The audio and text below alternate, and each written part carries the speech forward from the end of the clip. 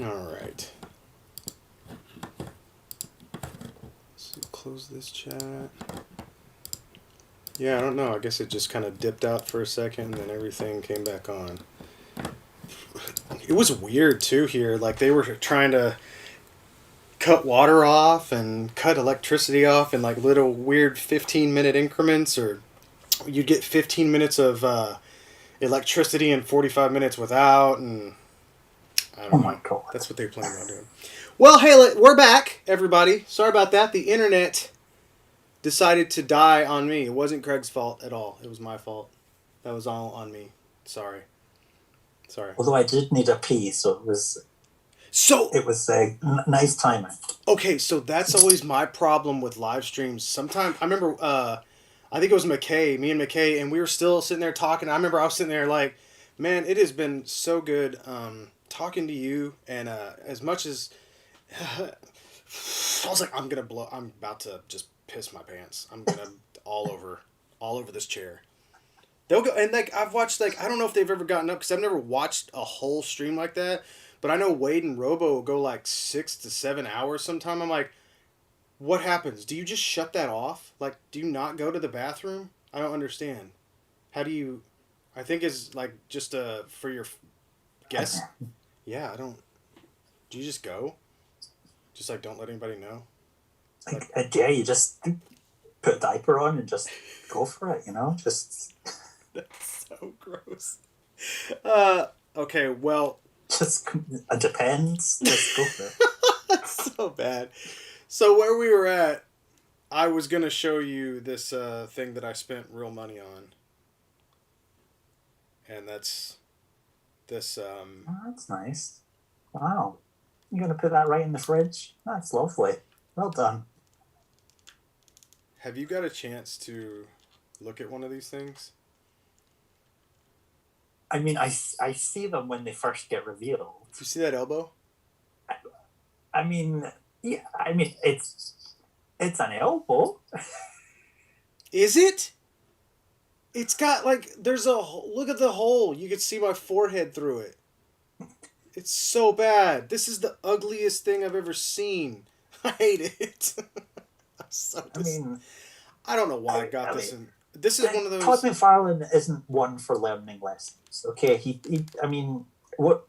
I don't know if there are action figure collectors out there who are too young to have gone through McFarlane Toys the first time round. Right. But it's they're not going to get better. Right. That's not what they do. The sculpts get better. The sculpts will get better. The articulation will go away until we're left with those baseball player statues again. Oh, the baseball. Yeah, that's hilarious. I remember those too. The all the sports stuff. Basketball, football, baseball, all of that stuff is insane. That is crazy. I forgot about all that. I think I bought a couple of those because I had actually used them to do customs for, this is back whenever I would do customs of just anybody. People are like, can you do a custom of my son? Or something like that, and I would do a custom. Oh, gross. Yeah, so I would need like the glove, or I would need, like the hats and all sorts of stuff like that. But that was the only reason I ever bought a McFarlane sports figure. I think I made one of a football player as well for like somebody's son. But so that actually brings me to a fun question. You don't do commissions, do you, Craig? I do not. Why don't you do commissions, Craig? Well, this was something that I put a thing on my Instagram asking for people to ask any questions, and someone did ask about that. They said, what moment or moments made you stop taking commissions? Oh. Spill the tea. Would you ever consider taking commissions? I don't take commissions, so there isn't really any exciting story behind it. I didn't have any heinous experiences. It's a very, very strange world, taking commissions. Mm-hmm. You'll get, I don't know, you just get asked to make weird stuff that you're not really that into. Right. So I'd rather be like, I have a day job where I get paid to do stuff that I'm not passionate about, or not especially passionate about. So I don't want to come home and have to do it over again. I need a hobby Right. to do stuff I'm interested in. So that was really it. Yeah, if you take commissions, even when you do it, I just don't enjoy dealing with human beings, to be honest. Because it's just a nightmare. I'm the worst one, and that's the most I could deal with. But there's I don't know, like they will send you reference pictures, but what they see in those reference pictures isn't the same as what you see, and it's kind of, I like to think of myself as an artist. right. So when they ask me to make a figure that looks like exactly like someone else's art, I'm like, how about if you just want a figure of this character and you let me do it? In your Would that style. not be more interesting? No, Right. no, I just want this. I'm like, That's why I moved into repairs, and even sometimes some people will try to like push it a little further, like, oh well, could you do like this, and then maybe also could you sculpt a little bit of the hair? And I'm like, right. What's happening right now? Like, what are we doing? Like, this isn't what I wanted to do. No, not at all. But yeah, I know you. I definitely know you don't do commissions. I tried to get you forever to do one for me, and you just wouldn't do it. So Still after Black Sad. I'm still after Black Sad. Nobody, he has a statue, and then he even got a crap video game. Crap. Okay. Terrible, horrible game. Oh dear. It's terrible. Oh. They gave him. Are you getting the John Constantine? Yes. Figure. Yes. Okay. Yeah, that's where. So if there was a black sad head that could go on that, right? Yeah, and now with like people doing 3D printing and whatnot, I'm like, okay, right. I think that's something that I think you would excel in, because you know a little more about. It's not just like, it's like making a character smile. How it's not just you don't just slap a smile on their face. They have to. That you understand, their cheeks go up and their eyes change. You understand that kind of bit about that, so I think that definitely gives you a cool leg up on. Because I've seen that where people put smiles in, and it's obviously just like Harrison Ford, like how he has that half of his face is smiling, half of his face isn't. But it's like the opposite. I'm like, your eyes have to something like that. Nobody's. It's like how to try to talk while smiling. That comes from having horrendous teeth and knowing that you have to use every other part of your face to smile with. Oh my god. That's so bad. Oh my god, that's hilarious, man. You just killed me. That's definitely something, though, that you have to take into account. And I've seen some of the 3D artists are just crushing it right now doing some of that stuff. But some don't go that far. Some don't go that far with it, and I'm like, you need to make sure that everything's working properly in your face. It just ain't right.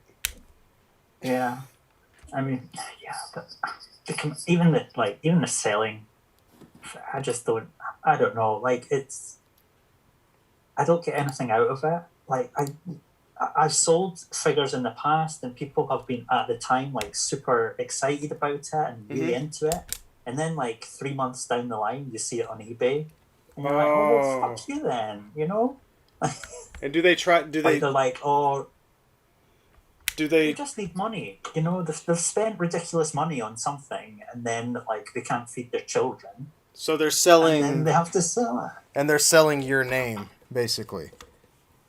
I mean, not always. I mean, no. That's pretty gross. Back when I would sell my figures, that's what an artist has to deal with, I guess. And like, they sell their art, and then someone keeps it, and then wait for them to die, and then it's worth more. That's like the worst part. Like they're not. It's just to see that it just goes on, and it'll go. There will be customs out from me out there that I don't know where they are anymore.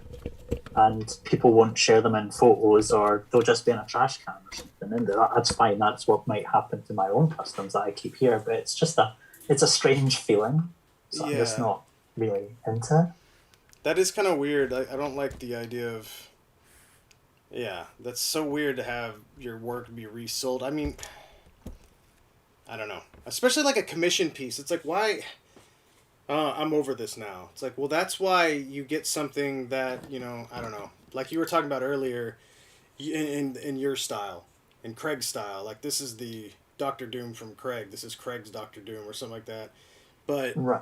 I don't know. That's always been interesting to me. I did a few commissions back in the day, and it didn't take me. I don't think it took me very long before I realized that this wasn't gonna be a thing for me. Dealing with people is really, like you said. I here at least I get to make most of my own rules here. The worst is that it's funny. Sometimes I'll send a figure off, and a week later I'll get a message from them, and I'm terrified that the repair didn't hold. And usually they're like, "Hey, great, Yeah. got it, thanks, man. Looks great." And I'm like, "Okay, thanks." Or you don't hear anything back from them at all, and it's like, I guess it's good news. Or I don't know, because like I'm not a robot. Definitely not perfect at this thing. So sometimes they don't hold, and if it No, I happens. mean, yeah. I've never had to. No, I did. I refunded one person a long time.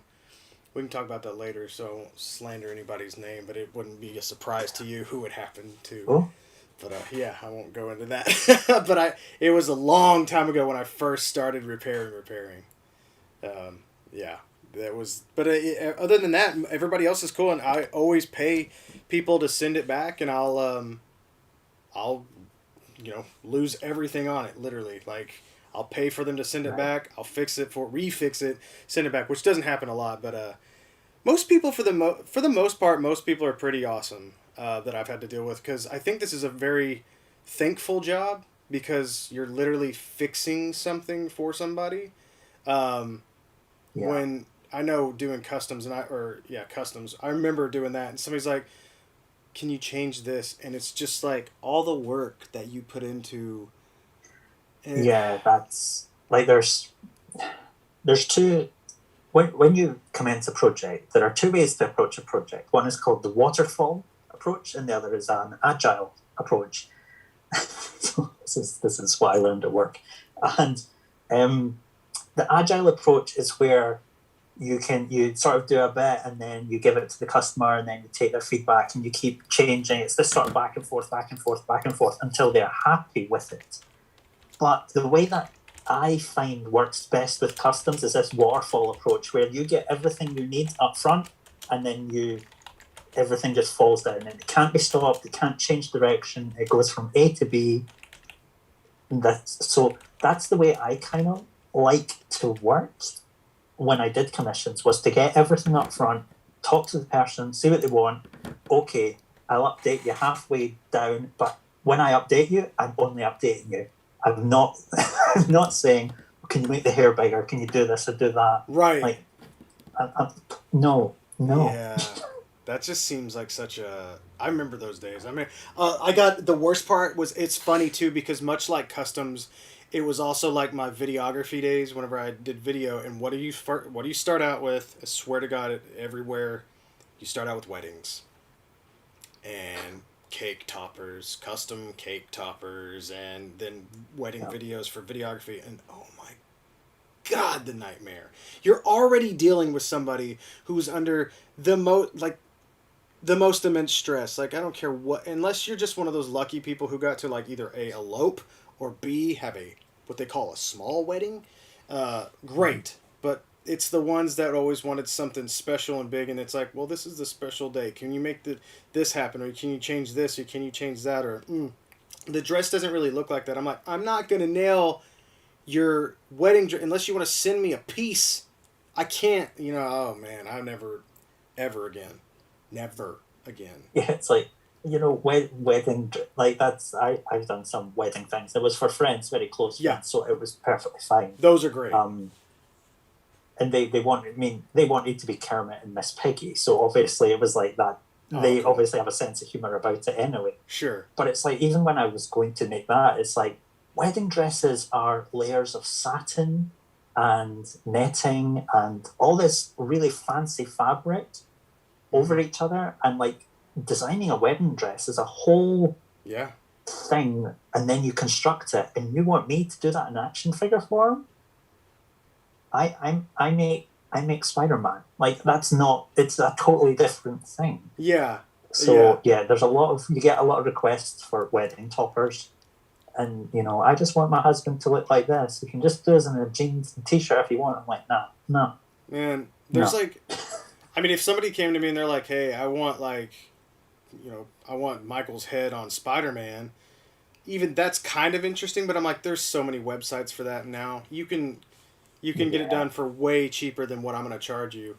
And that's whenever it comes down to those things where you're like, fine, maybe I'll do it if you'll pay for this much, and you overshoot what you would normally charge, and they're like, yeah, sounds good, and you're like, God, now I'm in it.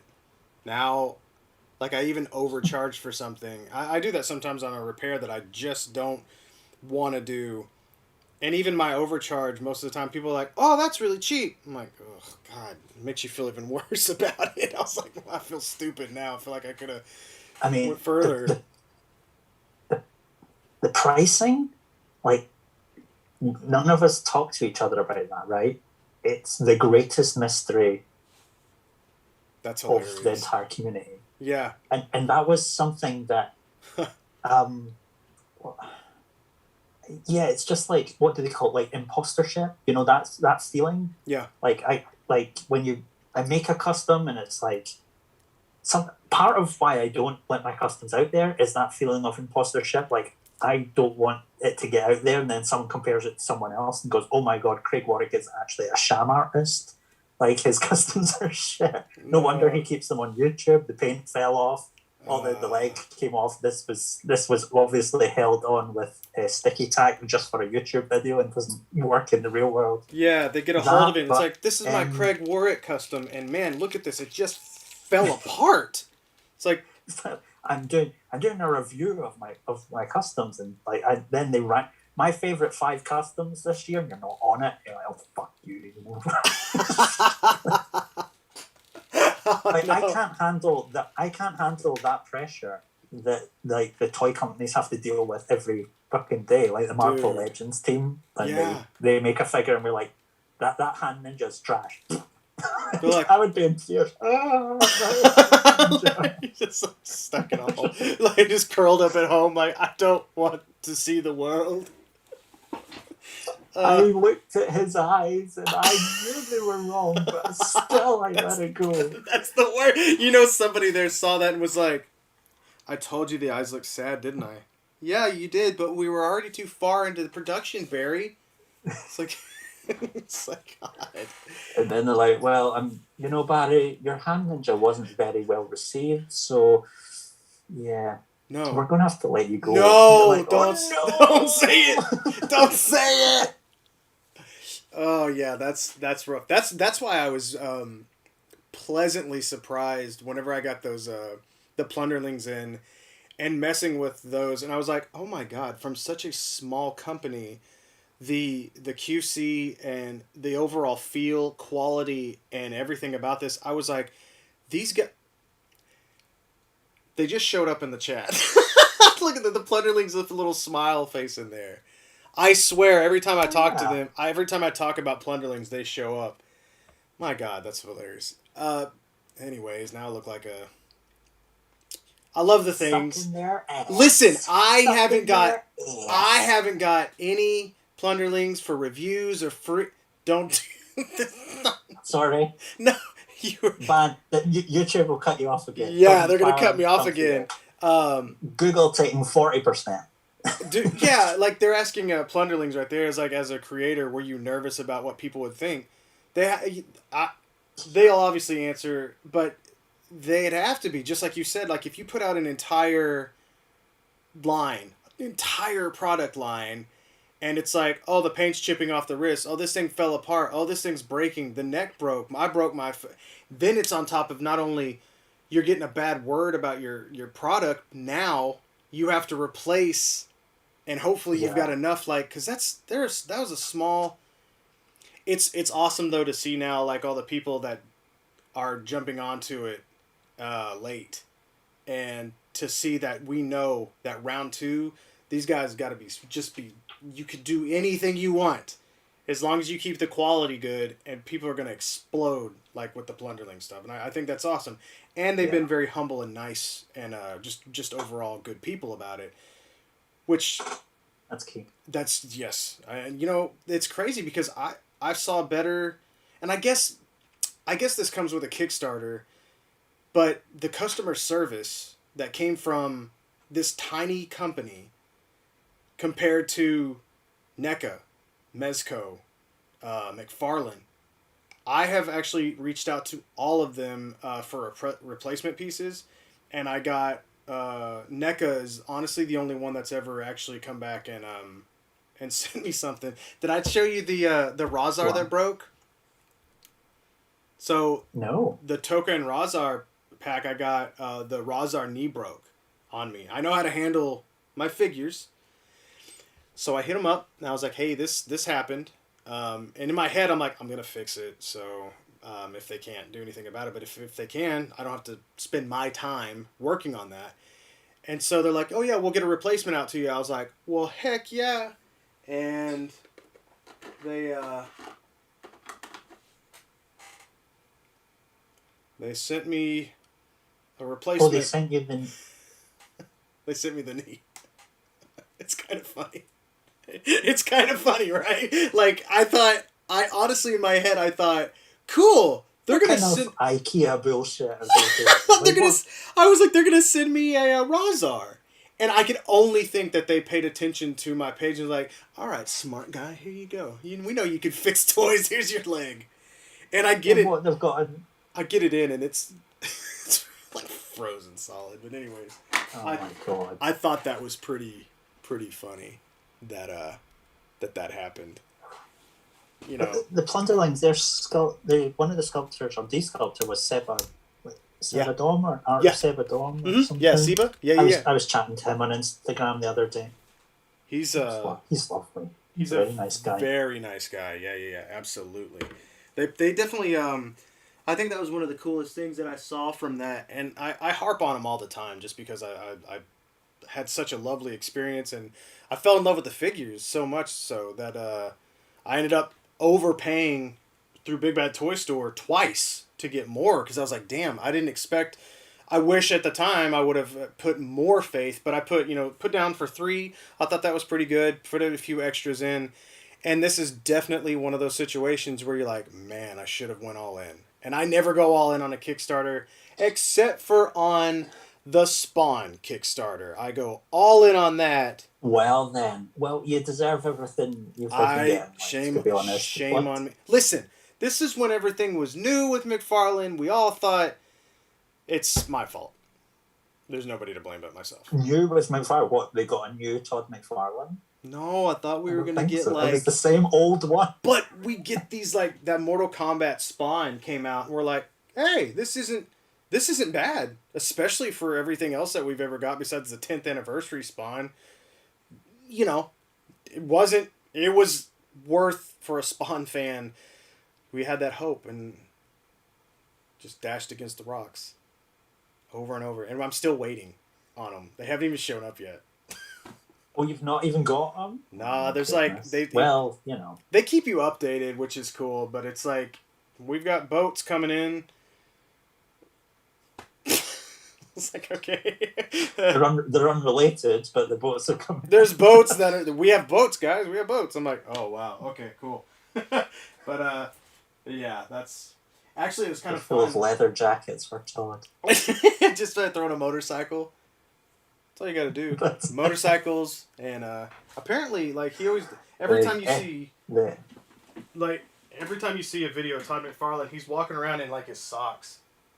Like, that guy's comfortable. Sorry, I'm trying to find my camera bag. One of my batteries died, so I was going back here to get that. Like, do you always wear sneakers in the house? Me? Yes. Most of the time. I'm the kind of person that, like, if I need to get out of the house, if I need to get out of the house, I mean, in my Prepare room, for in a this crisis. in this room, I definitely do because I took out the first thing I did when I got into this house was take out the carpet and put in, and there's like pieces of screws, metal, plastic bits. This is the last thing I want to do is step on that. That's not going to be a fun day for me at all. So yeah, most of the time because I'm in and out of this room all the time, and plus we've got the 2 dogs and the 2 cats. You know how it goes. See. Look at my slippers. And my Xbox socks. Yes! Hey, you gotta have comfy socks. It's nothing better than long socks, okay? There's nothing wrong with that. I got them for Christmas as an ironic present. Do you not like Xbox? Oh, it's fine. I'm just not the type of person who would wear an Xbox to anything like. And It's not really. and yet here you are. Well, here I am. Somebody, Spraying it all over the internet. whoever got those for you, if they're watching, they're probably like, I knew it. I knew he liked them. He's not. No, Matt. They're from Matt. Who else? Oh, is that? He's like, I'm not gonna watch. He ain't watching. He's like, I'm not gonna watch your stream. It's ridiculous. Why would I do that? Zero interest in anything I do. He's not gonna pay attention at all. Like, no thanks. Craig, just do your little show with your little friend and just make sure you're in there by You're in there by He was like, what it's like, what time is your stream with Oliver? It was like what? That's the best. I was like, it's Billy. He's like, oh. From this day on. I've not heard Billy's name in a long time. I was like, so you don't even look at my. It doesn't even look at like my Instagram or anything. Like, he doesn't give a shit. Like, it just doesn't. His husband doesn't even show up in his news feed. That's how unengaged he is with my content. You know? From now on, Facebook's been like, nah. From now on, man, that's gonna be it. Oh, look at that. Punker Mike said Todd got Billy with the old 1-2 Bro, the 1-2 Maru. Damn it, you've ruined it, Craig. That's what I'm gonna do. I'm gonna have to use it now. Ori, whoever he is. Yeah, Ori's gonna be like, oh. Come up with a new one. You know, it is funny though that oh, here you go. This is everything you needed in your life. I mean, that is so my aesthetic. That's Look at me. They gave him the thigh mods. Oh wow! How about that? Oh, all because they actually did that. They did, and they did it well. So I'm like, you could do it on, you could do it on all your figures. All your No. Oh, but that's because he's going on the bike, isn't it? Right. Just so like, this one figure. Sometimes people need to sit down, but only when we give them a seat. Only when you get. That is so like. That sounds like authoritative so bad. Like, you guys are. Yeah, only whenever we give them a seat. That's it. That's the only way he's going to be able to have thigh mods. I was like, this is ridiculous. That Robin figure, though, man, shame on me for buying that thing. I felt wrong. I got it, and it was like single elbows, single knees, and a big old head. And I couldn't tell from the packaging, because I don't watch reviews, so they all seemed the same to me. But I was like, this figure's a figure. Like, cool. If it has a function, or if I'm wondering about something, that's when I'll watch a review. I'm like, hey, does this thing have toe articulation, or does this come with an extra hand?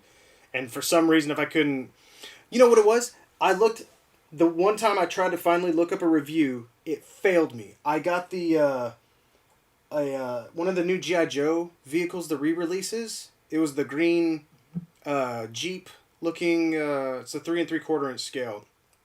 There's a sticker, and I can't tell where the sticker goes. I have no idea where the sticker goes, and to this day I don't know where it goes. I looked up I looked up the vintage one, I looked up this one, I looked up the box art, because the box art's usually pretty. I looked up a review, I watched 2 reviews and wanted to somehow pledge a deal for my soul to get those, like that hour back. It was the worst going through. And then you realize you can't really skip through it because there's no like timestamps or markings like, hey, this is where we put the stickers on. So I'm like, sit there the whole time, some dude's hands just fumbling around with this like big toy. I'm like, oh man, I hate reviews so much. I hate them. I just can't. Yeah, I don't tend to watch many reviews myself, but that's not really to do with the quality of the review. More that the figures that I collect, they're all pretty much the same now. Like when I look at it, I know I've either already bought it in multiple forms already. Right. Like Marvel Legends, it's the same thing over and over. You don't really need to review it. Right. Apart from to give your opinion on, I don't know, small things. So like when I was doing reviews, I just found like it was a real struggle to come up with stuff to say. Yeah. Because it's just the same thing every time. But I guess if it's something like McFarlane, he's like Mephisto, but it's McFarlane as well. It's McFarlane. McFisto. McFisto. That's what I was like. That sounds like a Masters of the Universe. That's like if McDonald's and like He-Man got together. McGay-Bar got together. Yeah, he got McFisto. Oh my god. Jeez, I was. Welcome to one. Oh, sorry. Yes, He-Man. That's right. Yes. Yeah. Okay. Which kind of goes hand in. I guess kind of goes hand in hand. I am. What was I saying? You're talking about how Todd's a little different. McFarlane reviews, I guess because the quality is like, and the articulation scheme changes. You should probably watch some reviews before you buy those things. Yeah, golly, that Build-A-Figure Bane. It's like a brick. Oh yeah. It's a brick. It looks like a murder weapon. Yeah. Like I don't know what. And I can't often, like, when I see those, I'm like, is that one of those situations where it's a rubber skin and then it moves underneath, or is that just a lump of plastic? It's both too. So there's your review. Like, what is? I don't own that thing. I do want the. I do like the Wonder Woman from that, but it starts coming down to like, what am I collecting? And I know that if I ever get an Aquaman for some reason, I don't know why they would ever give me one, but if I do get one, I know that's going to have a hook on his hand. I just know it. Of course. He's going to have 12 hooks. He's going to have a guitar on his hand. That's what it's going to be. It's just like a big fat guitar coming out of his arm or something. And a cigar face and tattoos on his head. Like, yeah, Prison Arthur. You'll get it. You'll get it. You bought the Mezco one. I like the Mezco one. I really like the Mezco one. I know. I was surprised. I know, it makes me question you as a human being. But he's so good. They did a good job with that one. I was surprised. Yeah. So you keep saying in these live streams, I was going to phone you during your live streams and you're talking about how good it is. I'm like, no. I actually do like that one. I am afraid to pose him because I think that all the scales will fall off. But other than that, it looks really pretty on the shelf. And you can't get the smell off your hands either. That vinyl-y rubber kind of smell. No, that's the smell of shit. No, that was good. That's a good one. What are you talking about, Craig? Come on, that's a good one. I don't know. You don't like it, okay? That's fair. Listen, that's a good one. I got really lucky. In the chat, either put a turd or a fish, depending on whether you think Aquaman is bad or good. Listen. There we go. There's democracy. Fish emoji. Put all the fish emojis right away. Look, we'll pull them up. Look at this thing. This is good. What do you not like about this? He's good. Oh. What do you not like about it? It literally is like, and you could. He looks. What? I don't know. He looks like he's wearing a wetsuit that's like 7 sizes too big for him. You think this is too big? Yeah. Really? Oh. Look, you got no. Yeah. Doesn't have a butt though. He's got. It looks like he actually like bent over, tore his pants open at the ass for whatever reason. Aquaman. That's up to you. I'm not kink shaming you. But then it looks like he just like stitched it up with seaweed. You know with what a huge sucks? knitting needle. I had some black undies I bought from, I think it was Best Lee, and they Oh looked yeah. awesome, and I lost them within 20 seconds of opening the package. I to this What was day. that? So, like you bought underwear and then you lost them Yes, over yeah, Aquaman. tiny little undies Oh, for this Aquaman, which were like I'm 20. not. I'm not interested. I thought you were telling me about your own underwear durability. I couldn't lose It's that. just like whatever. Oh, okay, great, magic. Well, No, what was your next question? no. I don't care about Aquaman's black underpants. Damn it, Craig. Listen, this is bad. Like, hopefully one day I'll find them. This is a good one. I stand by it. This is a good Mezco. Samurai Chris says, "I just gave you the old one Twomaru. See? Ruined it. Don't tell me anything. Maybe you just made it work. Yeah. I'm going to put this back over here on my shelf proudly, where you can't hurt it anymore. You're so grumpy with the. Do you own any Mezco? I sure do. Who have I got? I've got Mezco Judge Dredd, who I was given as a gift. Oh. So my comments on the quality of him will remain a secret or whatever. But he's definitely not going. the sculpt is nice. He may be wearing a wetsuit that's 7 sizes too big for him. But right, I've got the Nosferatu figure. He's wonderful. I fixed that one already. I haven't fixed an Aquaman yet. Oh, really? Well, nobody bought him, so that probably makes sense. You see, it's still really cheap. What are you going to do? I got Popeye and Bluto. Oh, cool. I got the Red Skull. Is that it? And I got their King Kong figure, but that's like a different kettle of fish altogether. Oh, yeah. That was always the weird... That's so interesting, like how Mezco has always had, like, retained that... What do you want to... I don't even know what you call... What is it they have? It's like this real niche market, like 3A. Like this weird... It's almost like an elitist thing now with the artistic originals that they've been doing, like the Gomez and the Rumble Society skulls. I don't know what you call that, but there's something like about that trash. where people are. Oh man, I have to admit that. So I bought Baron Benz because I was like, I think it's just kind of cool the way he's an aquatic character. I was like, all right, got that. And it's got some cool ideas behind it. But then they come out with this thing. What is it called? The Krieg? Yeah, a red cable with a giant head on it. What that they came out with? It was a black one with like this giant leather trash bag on him, like this poncho thing. And I'm like, if he's underwater, going after Baron Benz in a poncho, I think he signed his death warrant. Like that would kill you.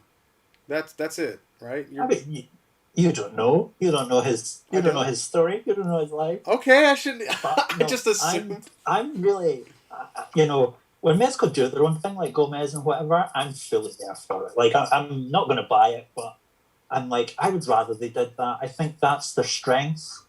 I like their sort of quirky imagination. I like what they do with, like, Nosferatu and Popeye and Bluto when they take something and they put it through their own artistic style.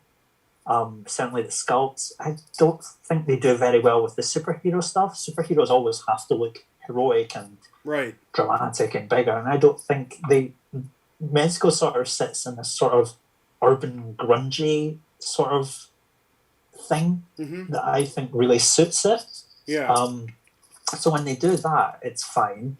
So I do like them doing their own sort of ironic superheroes like Baron Benz and Dr. Skullhead or whatever the fuck that guy was. I don't know. Yeah, that weird one. Yeah, I don't know. Whatever they're doing, like I like that. Like people make up their own stories, do their own things with them. It's it's like when you have Magneto and he's like got a camel toe. I'm like, I can't deal with that. But Gomez with a camel toe, whatever. I don't know. They do. You could tell they put a lot of. There's way more work in some of those. I own one Gomez figure. I got the Lone Roach and Grub, the samurai. Okay. I'm not into the whole bughead thing. Like I don't. He was gray though, and I was like, okay, the gray's kind of cool. And then I swapped out his. I hated that he had like red Converse on. I was like a samurai. I don't. I know what you're going for, and it just drove me crazy to see Converse on a samurai. But anyways, I took him off, put some block shoes on him, and made the feet gray. So I thought it looked really really fun. And anyways, I enjoyed that one. But I don't know. I don't. I'm kind of confused. I don't really get it. It's not for me completely, for sure. I'm definitely not the audience. Yeah. Um, I think that's fine, and that's me as well with it. Like I'm not. yeah, Yeah, I'm it's not so that expensive kind of too. guy. Do you see Obviously. the one that they put out? Was it yesterday? It was that same one we were talking about, the Krig, but he was black, and you had to buy all this Yeah. like dollar store stuff with it, and it was like $175 plus. I'm like, good night. I know what it's gonna go for on the aftermarket. I Yeah. know it's gonna be like double that, but still, people are just That's buying it. it Yeah. to make money off of the people that are just these diehard fans. I guess. Kind of. I don't know. I mean, it's like they've kind of it's an interesting thing that they've kind of taken that whole culture that evolved around like sneakers and fashion brands, and Yeah, they've applied it to that's it. action figures where Yes. things are so limited and fashionable, and there's almost a prestige in Yep. owning it Mm-hmm. and just keeping it and like never opening it or that kind of thing. Yeah. I mean, that has always been there in the action figure community. Like Mm-hmm. people have always talked about mint on card and whatever, and there's been those kind of collectors, but that's collecting like mass market things and Right.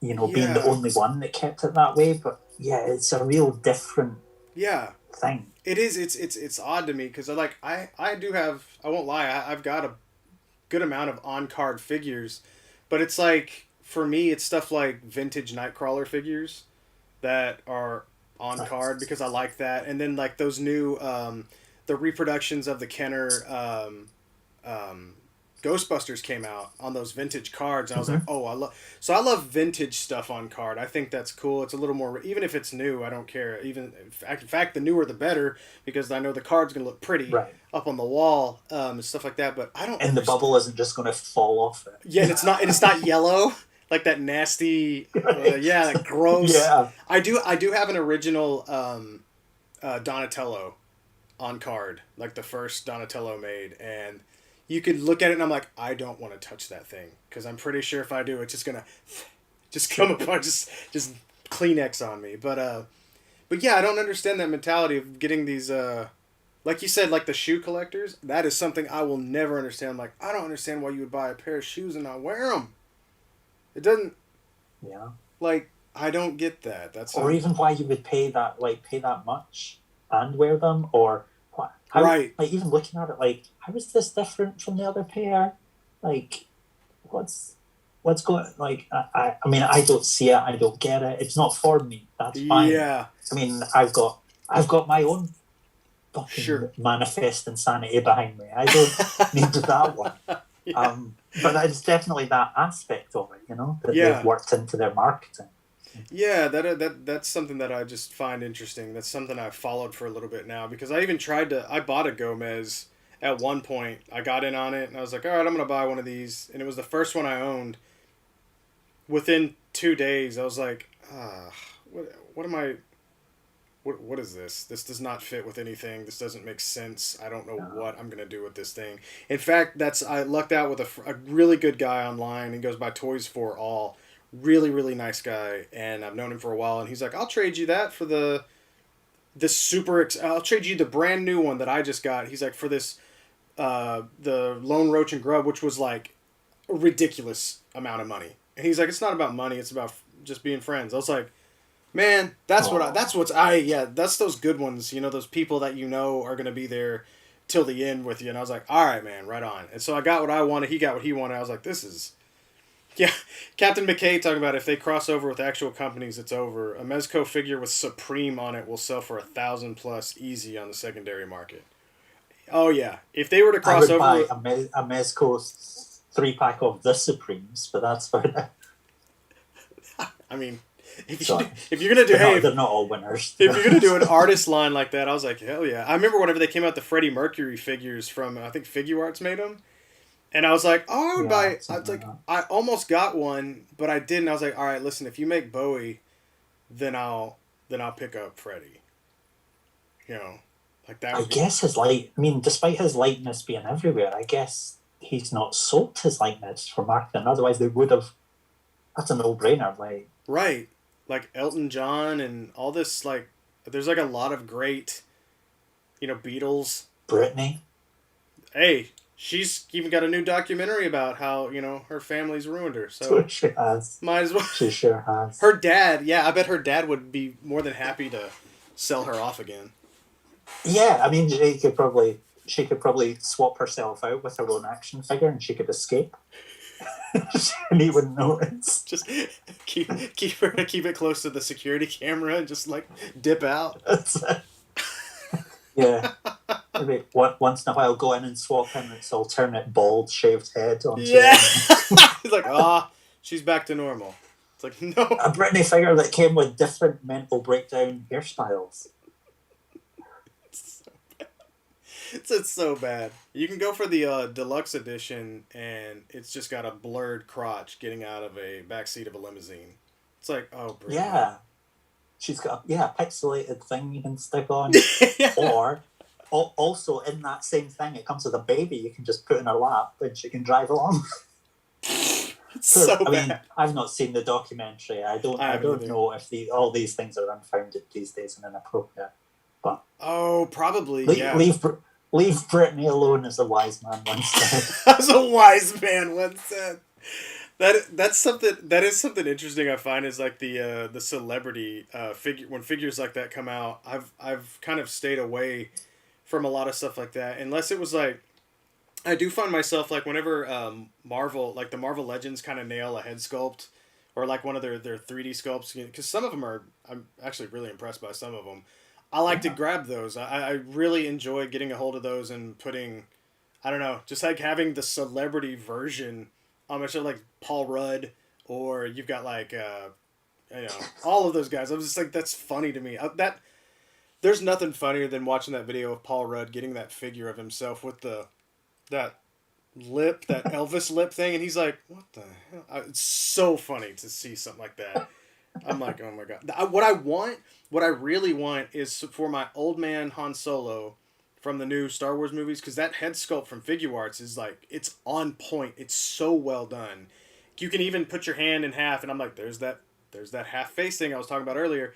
I want one in like, just like a stretched out kind of t-shirt with a robe and some sweatpants or something like that, and that's what I want my Harrison Ford in. Like the one Harrison Ford who doesn't give a shit because that's Harrison Ford. He just doesn't care.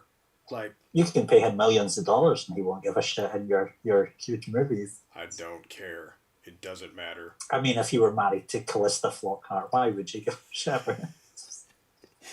Is life even worth it anymore? He did a movie with Anne Heche. We've all done a movie with Anne Heche. I don't know what it means, but I said it anyway. It's like, oh my gosh, that's what I want though. It's like I just want a line of figures where it's just standard, like everyday bodies, and you can just pop your Marvel Legends heads and your Figuarts heads on those, and just have regular. I think that's something I think everybody wants is like those civilian outfits, and that's just I think that's what we deserve. Just regular. That's what Plunderlings, get on it. Yeah, Plunderlings, just give us civilian, regular bodies. You don't have to even supply the heads. I mean, you could. Wave 2, clinical depression. Let's just go. This is what we've... Have a series of... Yeah, after all these years and these... The Walmart series. Yeah, this groundbreaking technology. Exclusive to Target. Articulation and all these different methods and everything, and now we're just getting people regularly dressed. This is what people want now. They want to create life here. Yeah, saggy old people. Yeah, just a fat... And if you want to 3D scan me... Hey, go for it. T-pose me, spin me around. Just give me a schlubby Peter Parker like you've already done. Obviously, it's working. That's it. People are buying that like crazy, and Yeah. just slap some cloth goods on it, and you're done. See? Yeah. Is that so? Is that something you're It, getting into now, Craig? You're gonna start sewing more because when if I'm not so. you make Yeah, capes, right? sure. You make capes, right? I make it all, Billy. Wow, humble. Look at that! What a humble man. All my action figures come with complete sewn undergarments that you just can't see. How many questions a day do you get like on how to do things? Like, do people still have you finally been able to run everybody off yet, or do they just keep coming back? I don't get them very because I don't really do much content anymore because I've got nothing new to say. It's just the same old shit over and over again. Yeah. But uh, people, I don't mind answering questions when people have when they have tried something and it hasn't worked. But I can't deal with it if you go, I'm wanting to make this. How am I going to make? Like, I can't forward plan. I can see the problem in what you've done, maybe Sure. why it didn't work. I can help. I can maybe help you break that down or point you in the right direction, but I can't see or tell you how to go about it if you haven't even tried it yourself. Yeah. Because if you try it yourself, you'll probably manage it. Like you're shooting yourself in the foot before you've even started. Yeah. Just like Punker Mike said, he says, post a 10-minute video detailing the process of a custom, and the first comment is, how did you make that? Right. Oh, yeah, I've actually, I love that possibility on YouTube, like where you can literally link somebody to a certain time in the video. So it's just like when somebody asks a question, it's like paste it right there. It's like you didn't watch the video, or I don't understand, was it background noise, and by the end you remembered your question, and then you decided to take the time instead of watching it. Instead, you took the time to type in a question that's already been answered twice. Sure. I do that. Yeah, there's like, well, when I post even like people with the best will in the world, like I post a video on YouTube and it's probably like a 10-minute video about me making something, and I put it live. Within like 30 seconds someone has written, oh, this is such great work. I'm like, you can't even have got past me saying, hi everyone, it's Craig Warrack here. They were talking about you. Tuesday, blah blah blah. They just were seeing like, you. They want to be the first. They want to be first, and they want to not be the person who says first because I delete them. Oh, good, good for you. Good. That is very. I can't believe people still actually do that. That's. And it's a power that I don't use enough. Like I find myself in my daily life responding to people that are like people who make negative comments seem to get. They get more emotional response from you than people that make positive comments. So I find myself spending my time explaining to people why they should explore their own creativity or whatever, and I'm like, Craig, just don't respond or just delete it. Yeah. And you'll never see that person ever again. Yeah. You don't have to deal with them online. You really don't. Yeah. You do have that power, and that's something that I think that's I'm proud to say that that makes me very proud to hear you say that, because I know a lot of people fall into that bubble, that vortex of like, everybody says stay out of the comment section, but come on, it's your content. You're gonna go, you're human. You're gonna get in it. I mean, unless you're just able to, like you said a minute ago, which really makes me, whether you know it or not, it inspires me to actually try it myself. How you said, I could look at something and not have to buy that. I could be like, oh, I could always take a look at it later on. I could always window shop it later on. And it's almost like, is this going to bring me joy by putting this on my shelf? Am I going to throw it in a bag and stuff like that? So the same thing goes with, that's why I was so nervous about when I got on YouTube. I was like, all right, if I'm going to do this, now I'm going to try this for real. I'm going to try to stay consistent as if I can. And then I just noticed like the comments that came through, I have a small... I wouldn't call it a following, but I'd say a small crew that I really respect. I like them. They like to learn. People listen because I've asked them questions, like literally quizzed my viewers, and they answered correctly. And that was amazing to me. Never have I seen like, you always hear just like the horror stories and whatnot. And I know you have a much. I can't imagine dealing with that many people. I just couldn't. Like that's a lot. And like Wade does the same thing on Paralleled. He'll get hundreds of viewers, and I'll get a steady stream of 25 to 50, and I'm so happy with that because I know those people want to be here. You know what I mean? Like I know Right. they're gonna send me. You know, they are gonna give you positive comments and stuff like that, but. Being able to take that shift and like when you see a negative one instead of reacting and getting all because I hate it whenever you comment and you wait for that notification of like ding somebody replied and you got to go right back to it. It's like, well, what did they say this time? Yeah. That's why I turned off that I said earlier I turned them off because I was like I can't. I just it's just so much. Yeah, engagement is such an important thing to really engage your audience Yes. and involve them, but it can cut both ways. It's difficult. But what I've found with like the past, like I did my Bowser custom and then I did the werewolf custom. Those customs, like they were kind of, I wanted to try and reach out to an audience that doesn't normally deal with action figures, like the video game crowd and like the horror crowd. I know they do have action figures, but right.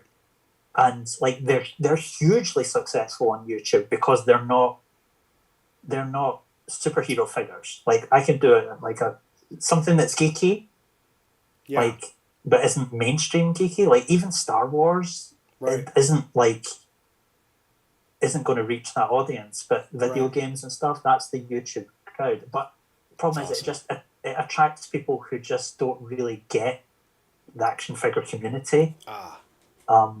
So it does bring in, it just totally brought in a whole lot of people saying, I want this, how do I make it? Like over and over and over. So it's that's interesting. It almost may that is funny, like try to figure out how to respond to something like that. How do I make it? It's like, my God, you're gonna have to take a few years, maybe a decade or so, and practice sculpting. Right. I don't. Yeah. It's not. I don't want to make it sound like you can't fucking make it. Like I'm not. I'm not saying that. It's just that, like, it's not baking a cake. Right. It does take skill. It does take patience. And it will take you probably years of practice unless you're very lucky or very talented straight away. Yeah. And I'm never that huge a believer in talent in the first place. But I just, like, if you want to make this, then you're going to have to start now. Yeah. And you're going to have to start now with something much simpler. Right. You know? Yeah. You're going to have to work your way up. Yeah, and that mentality comes in where it's like people are so, just like the attention spans is crazy. Like I've seen like, I've made friends and work with like 20-year-olds, and I think back and I see how they are, and it's like, it's crazy to me. Like sometimes when I see this stuff, and it just blows my mind how it's like, well, I want it right now. It's like, well, you need to work on this. It's like, you get a lot that are hungry, like really hungry. I'm like, okay, do you want to put in the work? It's like, yeah, I'm going to go ahead and start sculpting this right now, but first I want to learn how to play guitar. It's like, where did that come from? It's like, well, I just want to do this thing now. Well, what happens when it's not easy? And they go out and they buy like everything they can possibly to start this thing and then don't do it. And it's like, move on to something else. And I'm like, what? Oh man, you just gotta, I guess it's like you said, the talent thing. I mean, when it comes down to it, it's either like a gift, something that you can't teach, or a talent like that has to be nurtured on your own and work. Like anybody can play a guitar, but if you want to be really good at it, you got to keep doing it and keep doing it and keep getting better. That's still the way. I think talent is the result of being passionate about something. The passion for it has to come first. Right. I think it's... Yeah, like, absolutely. I think maybe in a movie or something, you suddenly find out that someone's an amazing gospel singer and they become Whitney Houston all of a sudden. But they have to be passionate about it to take what little, to understand what the voice is doing in the first place and to try and make it go in a different way. And so talent is, I think, a symptom of being passionate and driven about something. Yeah. I think those two things equal talent, but I don't No, know. no, I definitely agree with you on that. That's one of those things, and it is that drive, and it's funny you mentioned like the whole movie thing. It's like, oh, that's something that's influenced everything in a great way. Like people, a crime is committed, and people are complaining, why is it taking so long? Because they watch on TV CSI, they can knock out that problem. It's 40 minutes where they're done. We got the problem solved. Got bad guys caught. We're good. But it doesn't work that way. You know, things really do take time. Yeah, that's funny. It's like, and that's, I see it. I see the good side and the bad side, but it is really sad when you do see the people that don't really want to invest in themselves. It's the time to invest in yourself to do that, or it's like, oh, I don't have time.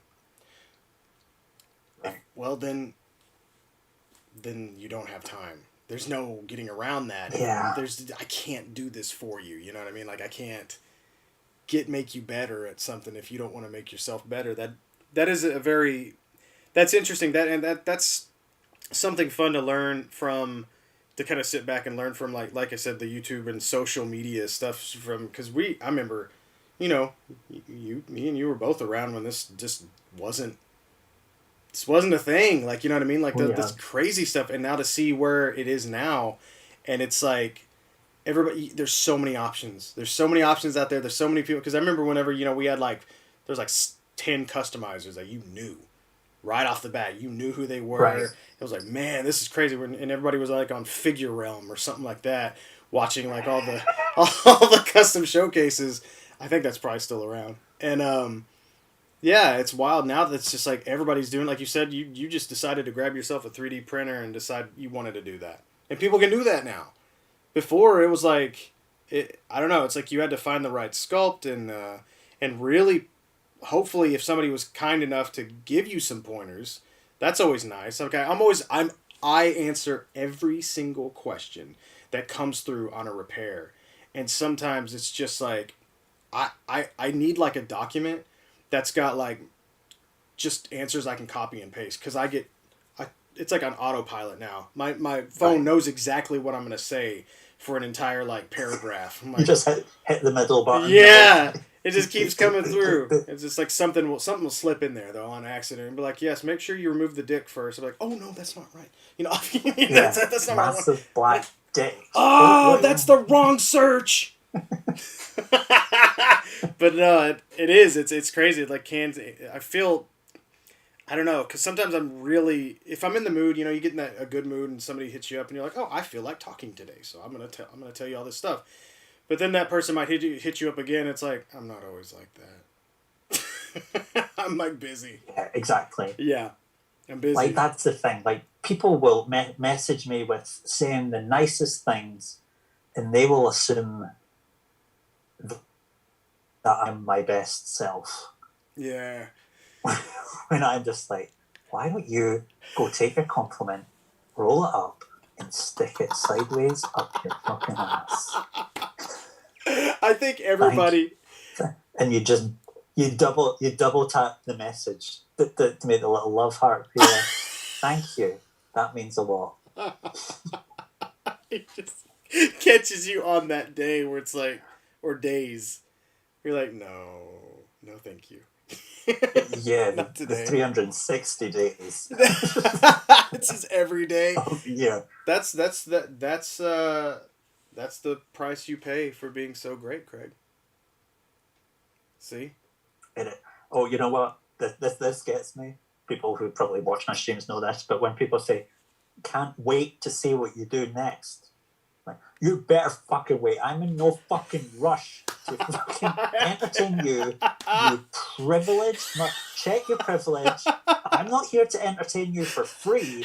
You can't wait? Excuse me, what have you done for me? Who the fuck do you think you are, writing that to me, commenting that on the internet on any of my videos? You cannot wait?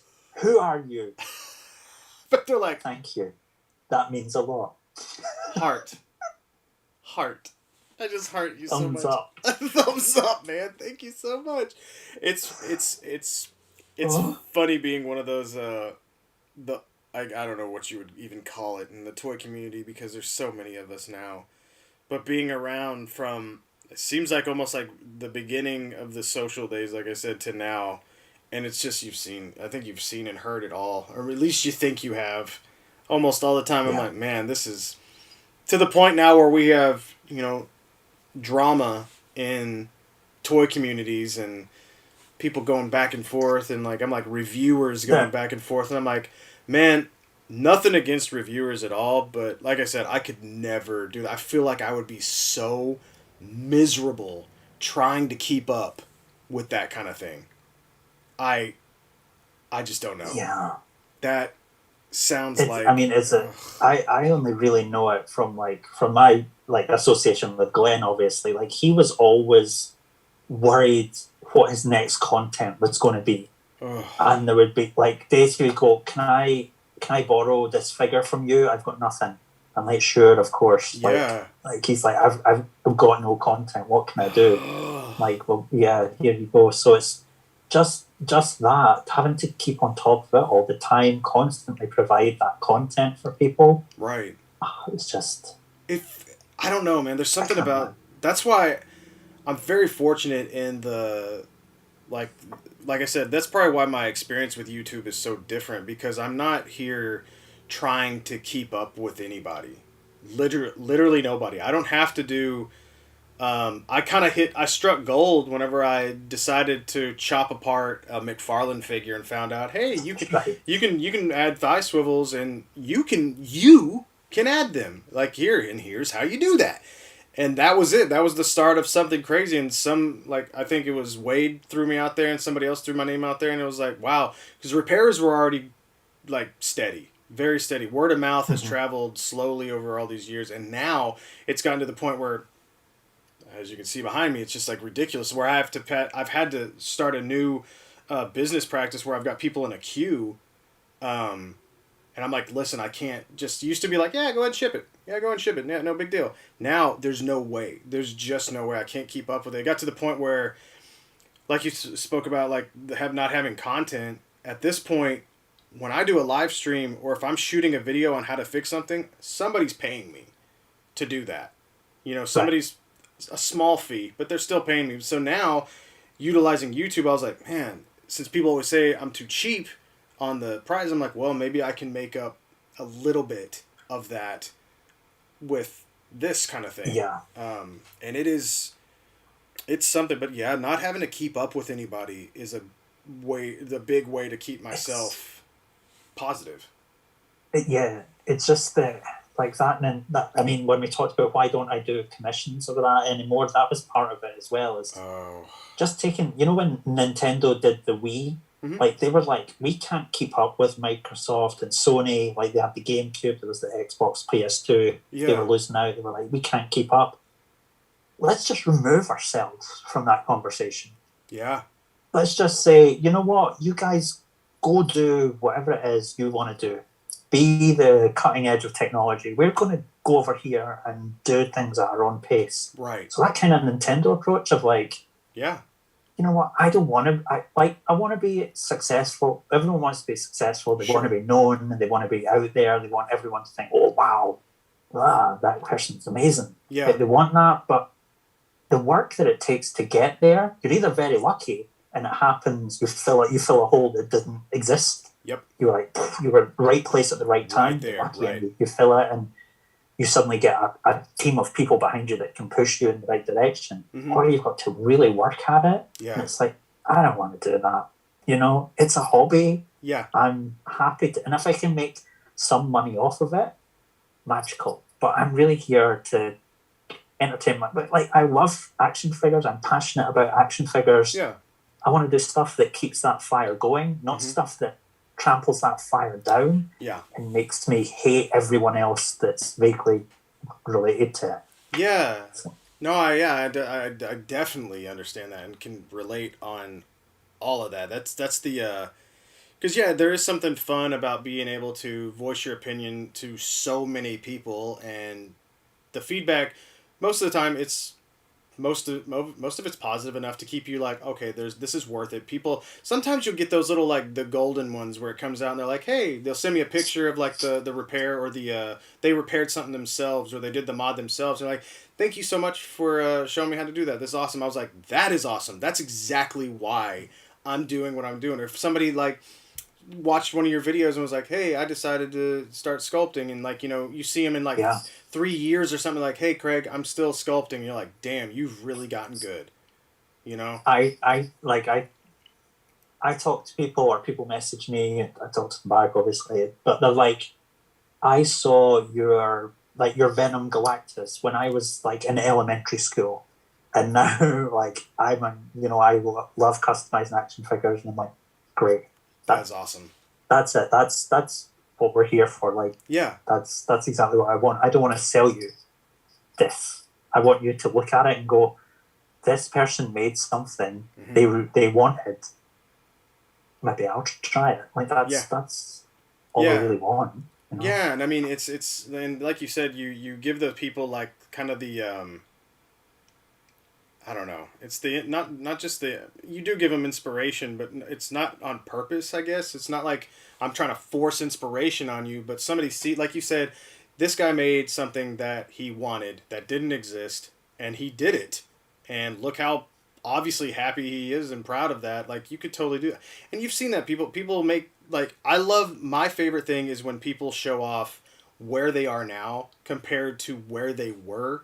I think that is the everybody loves like weight loss photos and stuff like that because that's the inspiration. I think people have to see most people have to see it. They have to see that, and it's like this crappy like custom you did all these years ago to now where you are with like no paint rub and this beautiful sculpt and everything's smoothed out and all that stuff textures, and it's like, oh wow, I did that.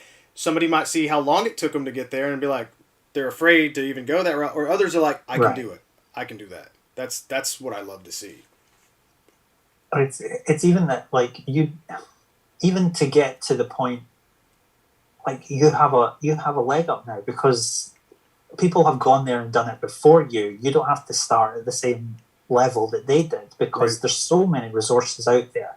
There's so many more materials. Mm-hmm. Even if like when you're talking about Figure Realm, if you go back and look at like photos that people were taking on Figure Realm, none of us knew how to take a photo. No, it wasn't a thing. Like we didn't have phone cameras, but we had digital cameras. Yeah, but yeah, we just I don't know. We just like put it on the kitchen counter. Bang! Here's my figure.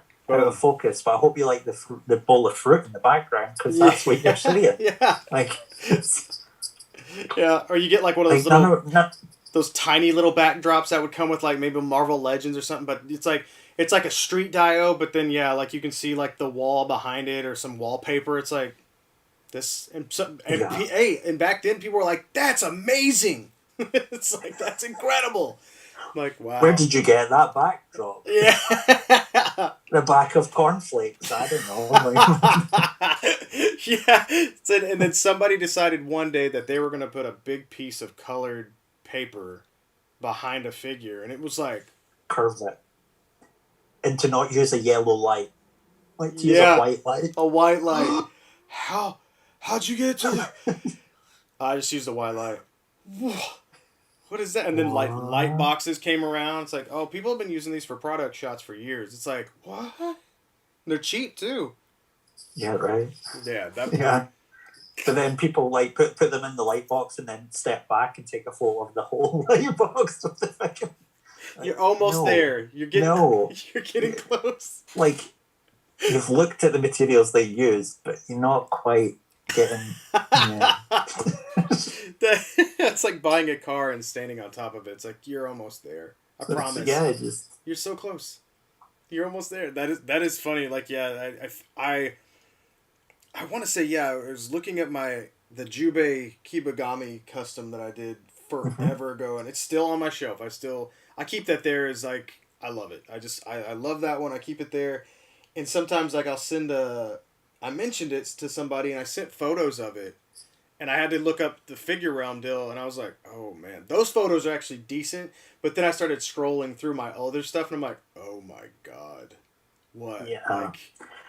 But how proud of you? How proud of it were you at the time? Like when I posted stuff, I was like, right, everyone, sit the fuck down because you're gonna fall down. Look at this. Yeah, Ooh, you're proud enough. You were proud enough to post it on the internet. that's right. And And I was showing like people at work. I was like, hey, everyone, look what I made. And like, they must have been going, what the fuck is this fucking piece of crap? This is fucking terrible. Like, and they're like, no, I made this. I made the hair out of toothpicks. mm-hmm. And they're like, oh, really? We'd never be able to tell. It's real good. It's real good, Craig. I'd never guess. It's real good. It's seamless. It's real. It's a real nice craft. It's real nice. Don't ever talk to me. Don't ever. How long did this take you? Yeah.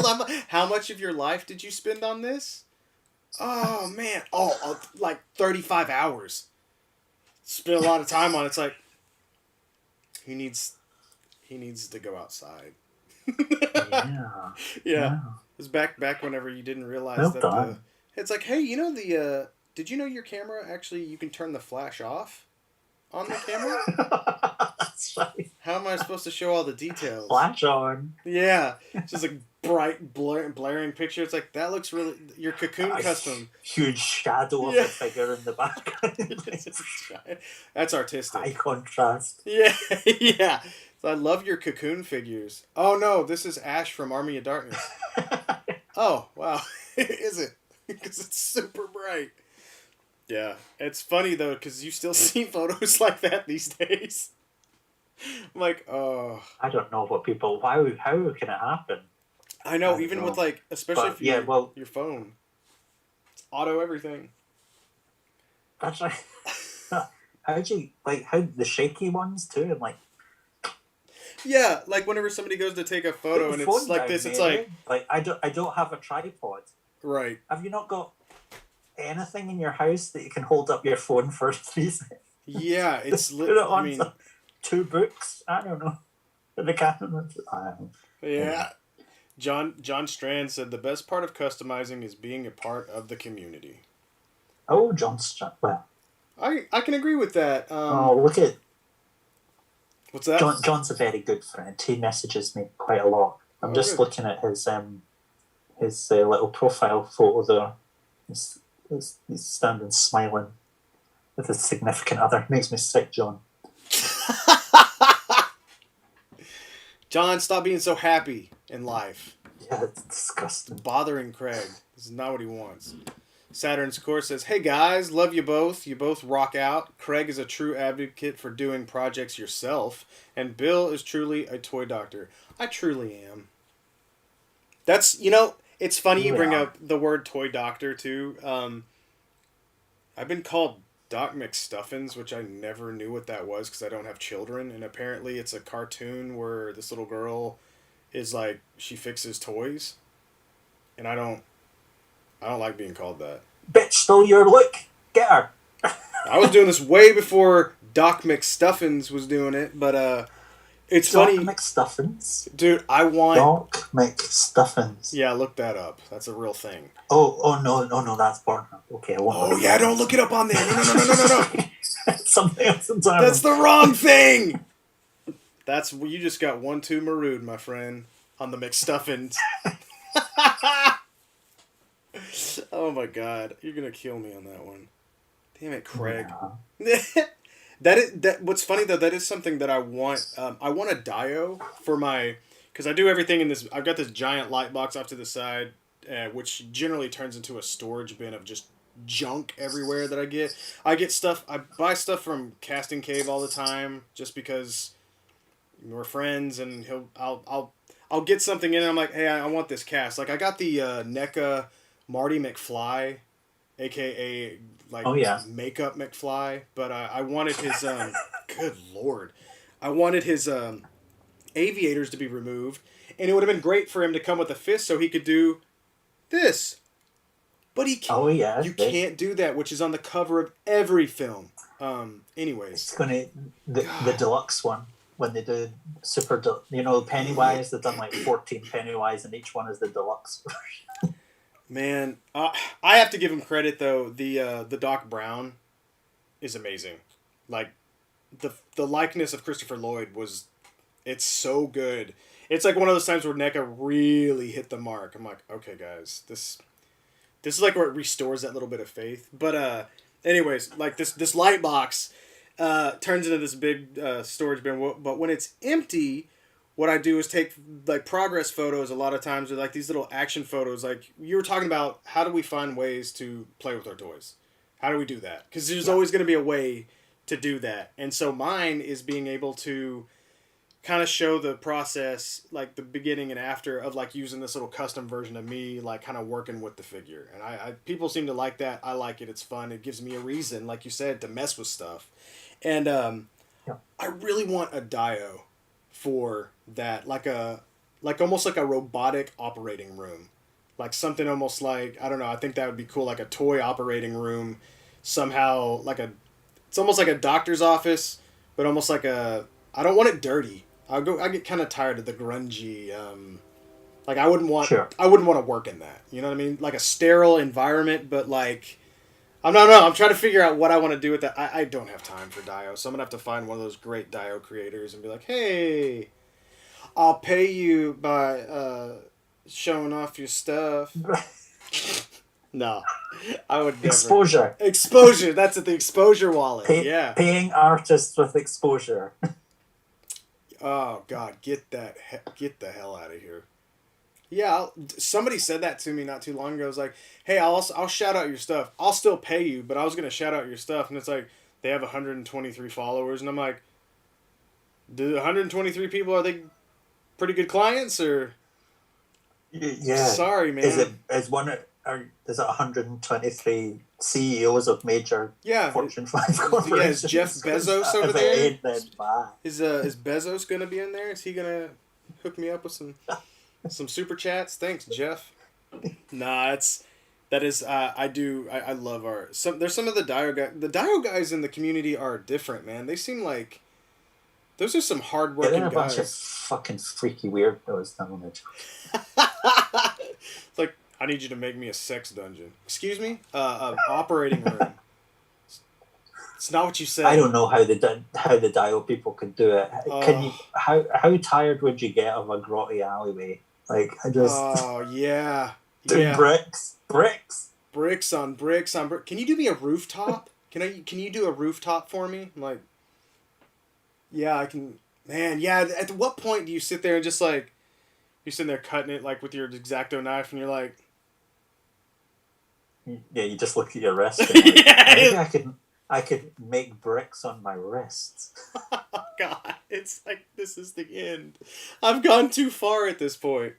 Yeah, you remember the old ACBA days and the world tournaments and stuff. Oh my God, I will never. I still sure do, Billy. Billy, how does it feel to be a loser? Yeah, never got number one. Yeah, thanks. That's your fault. You did this. Let me just sigh real big. I will never forget your review on that. The sigh. What? I have like, yeah. I think I have a second, third, and I definitely don't have number one. Never will have that one. I'll never do it again. I'll never go back to that stuff. I mean, I think I when I last judged it, and Punker Mike won the last one, and I made an incredibly controversial judging decision in the final round, and I don't think they'll ever hold a tournament ever again because of me fucking that right. They needed somebody like you to be honest and just like don't flow with the normal crowd. Well, that was one of the hardest. Like, competitions are hard, and I'm not a very competitive person, or I don't like being competitive anyway. Sure. So it was really hard, and you saw it. It's a contest of, what do they say, of attrition. people would make it through and then they wouldn't turn up for the next round. Yeah. It's so much work. Mm-hmm.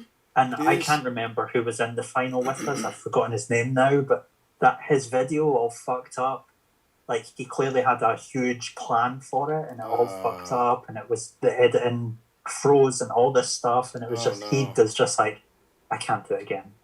Just like it was interesting to see, like, these people that a lot of the people I respected and still do, but then also to see how many were so poor at time management and planning. Right. And even myself, I was guilty of it too. So don't think that I'm just like coming down on people, because I would make these extravagant, gigantic dioramas that I was like, what am I doing? Like, why does that? I don't know why in my head that it thought like the bigger the dio I made, the better it was gonna be. The best one I ever made was probably my Smash Brothers one. And even then, it's like, it's still in the garage. I was like, I'm not getting rid of that thing ever. It's a beautiful piece. Like, I look at it and I'm like, damn, it's still gorgeous. Like, that's what I would love to have that in my room, in here, on the wall somewhere with all my Smash Brothers on it. I was like, that would be really cool. Yeah, I can see that. So I could use that. Yeah, like, I would love that. And it's like, but God, you spend like all this time and then the time starts ticking down. It's like, you still got to shoot it. It almost seems like everybody would put in their work into this gorgeous display, all these cutouts, all this, make sure everything was lighting's right.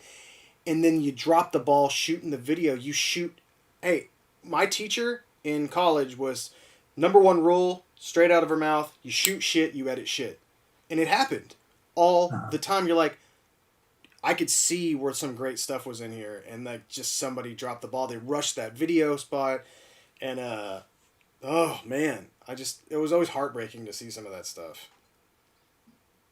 Yeah. I mean, at the end of the day, you had like, a maximum of 2.5 minutes to do your thing in. Yeah. And it's like, that's all you need. Like, if you think you spend, I don't know, 30 seconds per shot, you only need to have like 5 things in your display, really.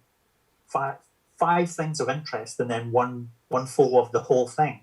Well, do you remember when people are going? Remember when we first started it? And I want to say that was before we had a time limit on there, or it might have been an ACBA, and it was like you get one that's like 13 minutes long. You're like, it's like the whole album. They wanted to make sure they got like the entire Wu-Tang album in there. It's like, what the hell are you doing? That's like, it. I love this song, so I'm going to pose figures to my song. It's like, that's great, but does it work? Does it make sense? Does it? Yeah. Punker Mike said those comps are freaking rough. Punker Mike, if you're still in here, would you ever do one of those again, or did you finally like take number 1 and be like, I'm out? Punker Mike don't have time for this stuff anymore. I never made it to number 1, and you know what? No regrets. No more. Craig, I'm gonna have to ask you a favor. Entertain the crowd because I have to pee. Oh. Hi, everyone. I see it. Okay, let me have a look at some of your chats, because Billy just likes to ignore y'all. As Bob is snoring at the thought of bricks. Bob taught me everything I know about dioramas, so that's not a slight on him. His videos are still amazing. Let me see. Saturn's Core has asked, hey Craig, what paints do you recommend for beginner painters? Well, I use... Hold on. I don't know how well this will work. But here's my wall of paints here. On that top shelf there, these are my airbrush paints. On the left, I have Turbo Dark paints. They're metallics. And on the right, I have Vallejo paints. There's a lot of... Vallejo are great because they have a wide range of colours. So yeah, they're relatively inexpensive as well. But all of these ones on the 2 shelves below are pretty much all Citadel paints. They're from Games Workshop. And I find them the best for me. Those are what I've always really painted with. And they are... they're easily accessible to me. Games Workshop is a British company, so they're accessible where I am. And yeah, they're made to be used with just a paintbrush. They're made for small models. They come in small amounts. small bottles. There's a good range of colours. And the company that makes them do a lot of tutorials about how you should use them. So I think they're a good place to start if you're a beginner. I think, anyway. I mean, that's where I started, but different people have different access to different things. If where you are, you have another company's more accessible, maybe try those. Let me see. Look how good he is. Hi. Oh, look, here's this guy that drags the conversation down again. Oh, sorry. How's Christine? Did you hear her in there laughing? No. Oh. I was just wondering. as soon as I walked there, you're like, hello, everyone. And she started laughing. She's like, I was like, he's going to do something ridiculous. Straight men's wives love me. It's a very strange situation. There we go. I'm sure gay men's wives love you too. Huh? No, they don't. Oh, heartbreaker. He's dangerous. Clayton says, I can control your Alexa to play any music. Have you turned her off? Here's a station you might like. My soundtrack. Oh, bitch listened. Alexa, stop. Thanks, Clayton. Freaking jerk. They do that all the time whenever we're in chats. I'll leave and I'll come back and it's playing something. One time I came back, it was playing like K-pop, and then another time I come back and it was playing Corey's like Hail Satan music, and I'm like, what is going on? Punker Mike says, on response to your question, just keep drinking, Billy. It's fine. I'll just change the channel. This is like it's like a ventriloquist dummy. Go ahead. Another competition, maybe, but probably not. So much work goes into each entry, and I'm pretty limited on time these days. Man, Punker Mike's doing with his life, but it's limited on time. Punker Mike is making like tiny little chicken nuggets for his for his baby, his little Grogu's, whatever. He did such a good Punker Mike's one of my favorites, and I think he said he'll be on here one day, and you need to be on here one day with me because he's one of those creators that I've always liked Mike. I think he's fantastic, but he's also like creative. You know, and nothing against these guys that are out there like making boxes and containers and stuff like that. I've seen Smash Lab do a lot of like boxes and containers, and I think that's cool, and I definitely commend them for like the way they're actually like. Those guys to me seem like they're very factory driven. They're like a machine. Like they produce these. I mean, they want to be a lab, you know. Yeah, I don't know how you do. I can't do that. Corey does that stuff. He paints these immaculate head sculpts that he does or he casts them, and then he paints all these things and he's painting like 30 a week or so or more. This is his job. It's his real job. That's what he does to pay for life. And I don't know how they do that. Anyways, Punker Mike is one of those guys that I see like just the imagination in his work, and I like that. I think that like somebody wanted chicken nuggets, and there's like this meme going around that's funny about Grogu and chicken nuggets or something like that, and he made them. I was like, that's awesome. I something about that, and he made them well. It wasn't just like a quick slap on trash or whatever. He did this really good job, and he's done plenty of stuff like that. And then there's I think it's Prime to the First. I can't remember his name completely. He does the really awesome arcade cabinets.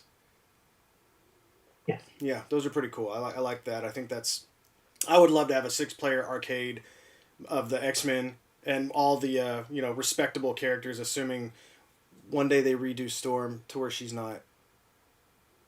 Ugh, such a disappointment. You didn't like that Storm?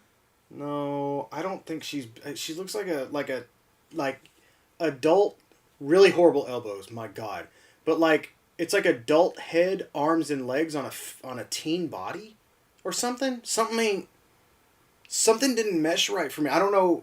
Did you get a hold of her? I'm assuming you did. I mean, all women look the same to me, so I can't really say.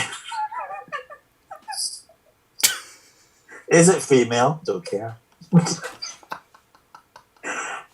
No, I did get her. I thought she was great. She looked, I mean, Really? she was clearly a $30 figure with and Thunderbird was a $10 figure. You know, it was that kind of balance. Thunderbird. Man, Thunderbird's like the saddest. I was like, come on. Both of those characters deserve so much, just to be so much better. I like this Storm. I do. She's my main Storm now in my display. Although I like the Mohawk version, the figure better. Her proportions were better. Punk one? Yeah. Yeah, with or that. The Punk Jubilee Build a Figure one. The Punk one. No, okay. Not that. No, not yeah. The other one. But I don't know, man. I was just like, I get this Storm in hand, and God, the way they did her elbows. There's that big, crazy, like, just this square piece that sticks out when you bend her elbow, and the heads were really nice, and I like that they gave us two options for the cape. Even though at this point, plastic capes are just the biggest waste, in my opinion, on every single figure we get. There's no point in them anymore. I mean, true, but at the same time, have you seen Hasbro do cloth work? It ain't pretty. It's really not pretty. 2 out of 10. And I don't know, with Storm, I like that sort of the very shiny vinyl. Yeah. I think the plastic worked for that. So, yeah. I'm not, because that's possibility is crap, but yeah, and that's one of those things where it's like at least that can move a little bit more, and for a character who's generally just got her arms outstretched and doesn't really need a whole lot of, I don't know, like Doctor Strange. Like I think back to the Toy Biz Doctor Strange, and I'm like, what the hell are we doing with this thing? Like, it's just like you are not moving anymore. Like you can't even put your arms up, which is why I'm blown away that they were serious about that Hood figure they put out. I'm like, oh God, no. Yeah. What, guys? You had to have known when you looked at that and were like, this is nothing about this. But look, so bend her elbows. Well, I mean, do your elbows not have huge building blocks inside them? They do. That's my look at that. Why? Yeah. I don't know. I mean, that's a good range of motion for a single jointed elbow, but at the same time, it's gross. Right, at what cost? Like, so that blows my mind because Hasbro's doing so well with the single jointed elbows in Star Wars. Their Black Series, like, are they though? Hey, some of their the new like Obi-Wan and stuff like that look pretty dang good. I mean, that's a good amount of range, and that new Luke Skywalker too, that came with Yoda. They did a pretty good job. They didn't compromise sculpt, and they gave us pretty good range. I mean, it's all right. That's not bad. I mean, it does. It does look better than Storms because they've done like this diagonal sort of. I would rather have that on her. I'd rather have that on her. I know it's not. Look, whenever you've been like also like so spoiled with some great import stuff too, and to see what we can do, it is, going back to the domestic is kind of. But I have to give I feel like Black Series is, I've seen the biggest evolution, and they still can't seem to get Mark Hamill's head right. They're on a roller coaster of quality. Like, I don't know what Black Series is so. It's like it was going in the right direction, and then Star Wars movies started up again, and it went, whoa. Yeah. They were like, we have to get all this crap into stores as quickly as possible. Yeah.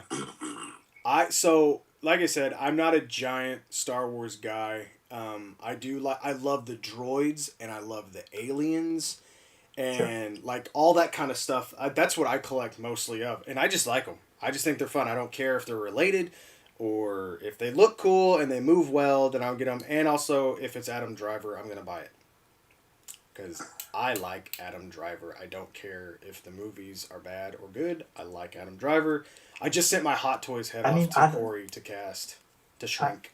Adam Driver was... I don't have any particular ill will towards the new Star Wars movies because I saw the prequels.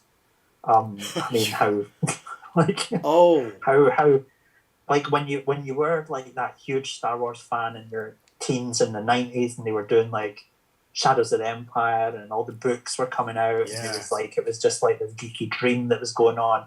And then they made those movies, and you're like, oh no, I hate Star Wars now. Like, that can't happen twice. So I'm fine. Like, I don't like Luke Skywalker can, I don't know, have gastric distress and disappear on a cliff somewhere. I don't really know. Like, what? That's fine. Like, I'm a little bit disappointed, but fine, whatever. But like Adam Driver, like, he was so into that, and he was really too good for what they were giving him. Yeah. And I thought a lot of the actors were too good, and they were. Yeah. It was just held down by the old folk, to be honest. Like, yeah, if they'd been like, let's just forget that other story happened. Sure. See, maybe it would have been all right. And I get it, man. I know that's like a religion to some people, and they really go crazy on that stuff. Fun fact: I just watched the prequels for the first time the other day. Like, oh wow! Like a month ago, I watched them for the first time. I think with a lot of people, and I'm one of those people, Mandalorian sparked that old love again. Sure. I love seeing that pretty much everybody agrees on Mandalorian. They're like, this is great. This is just really fun. We're all enjoying it. Everybody's like, I was like, oh shit, this is like world peace. This is what's happening. This is like the first week of Pokemon Go coming out, where everybody was like, we can enjoy things together. So that's been great. So what that did for me was like, I've never watched Clone Wars, so I'm gonna go watch that show, and I was like, oh, this is. I didn't really give a. I don't care about Jedi. I cannot. I can't get into it. I like the smuggler stuff, and I like the bounty hunter stuff, and like I said, I'm like, this Jedi stuff is so political, but then I started liking it. This is so funny. I really liked Attack of the Clones. I like the second movie. If you can cut out the Hayden Christensen stuff as Anakin, I was enjoying it. I really liked Ewan McGregor as I'm like the guy that just saw Heat. So, and I want to talk about like these movies that I just saw, like these old ancient, like you're talking about the prequels, and I watched them. I was like, this first one is horrible. I was like, this is the worst thing I've seen in a long time. And then every time I tell people my favorite one's the second one, they're like, really? You can't like that one? I was like, yeah, but I do. It's got a villain in it, which is more than the first one had, so I'm okay with it. Like, I'm all about the bad guys. Yeah. But I remember, I think the exact moment that my joy for life died was during the Phantom Menace, and it was on when they were doing the pod race, and I was like, oh my god, this is boring. Okay, well, it'll be over soon. And then they crossed the finish line, and then it was like, oh, and now we're on to lap 2. And I was like, lap 2? Your eyes. Oh no. I was sitting in the cinema going, oh no. I don't like this. What a awful realization. No. What do I do? I bet you looking around like, is anybody else feeling really sad? But no one was there. Like, this was like, because when it first came out, I was in Japan. I had no money. Everyone else went to see it, and all my friends who were in Japan went to see it, and they came back, and I was like, don't tell me anything. I don't want any spoilers. And they came back, and they didn't want to talk about it. Oh, and I was like, oh, these are really good friends. They don't want to spoil things for me. And then, like, I came back to the UK, and I was like, who wants to go see Star Wars with me? And they had already seen it. And, like, they were like, we don't really fancy seeing it again. And I was like, what? Come on, it's Star Wars. And right? Then we went in, like, a month after it had come out, and I was like, this is shit. Oh, my God. I could just... An empty cinema, me just sitting there going, Craig, this is shit. I could just see this shot, like this wide shot of you, the back of your head watching this movie and just, fuck! It's like it's just from the back, just it's so like mad. That bit in the trailer when Anakin Skywalker lifts his head and he's got like the yellow Sith eyes. Yeah. That was me. I was like, well, this is my origin story then. This is how happiness dies. I'm so sorry. God God, Greg. This is where Oh, you know. yeah, This is you've lived too long. You've become the villain. You know. This is just like, oh my yeah. god. That was And now I like can't enjoy anything that was because like it'll watching. happen again. I remember watching Justice League, and they're like, "This is Aquaman," and I was like, "It's who? It's what? The first live action appearance in a film, and this is what are we doing?" Yeah, Yeah. I can definitely relate a little bit on that one. Yeah, it was weird. Like I said, so I went through and watched these movies, and I was like,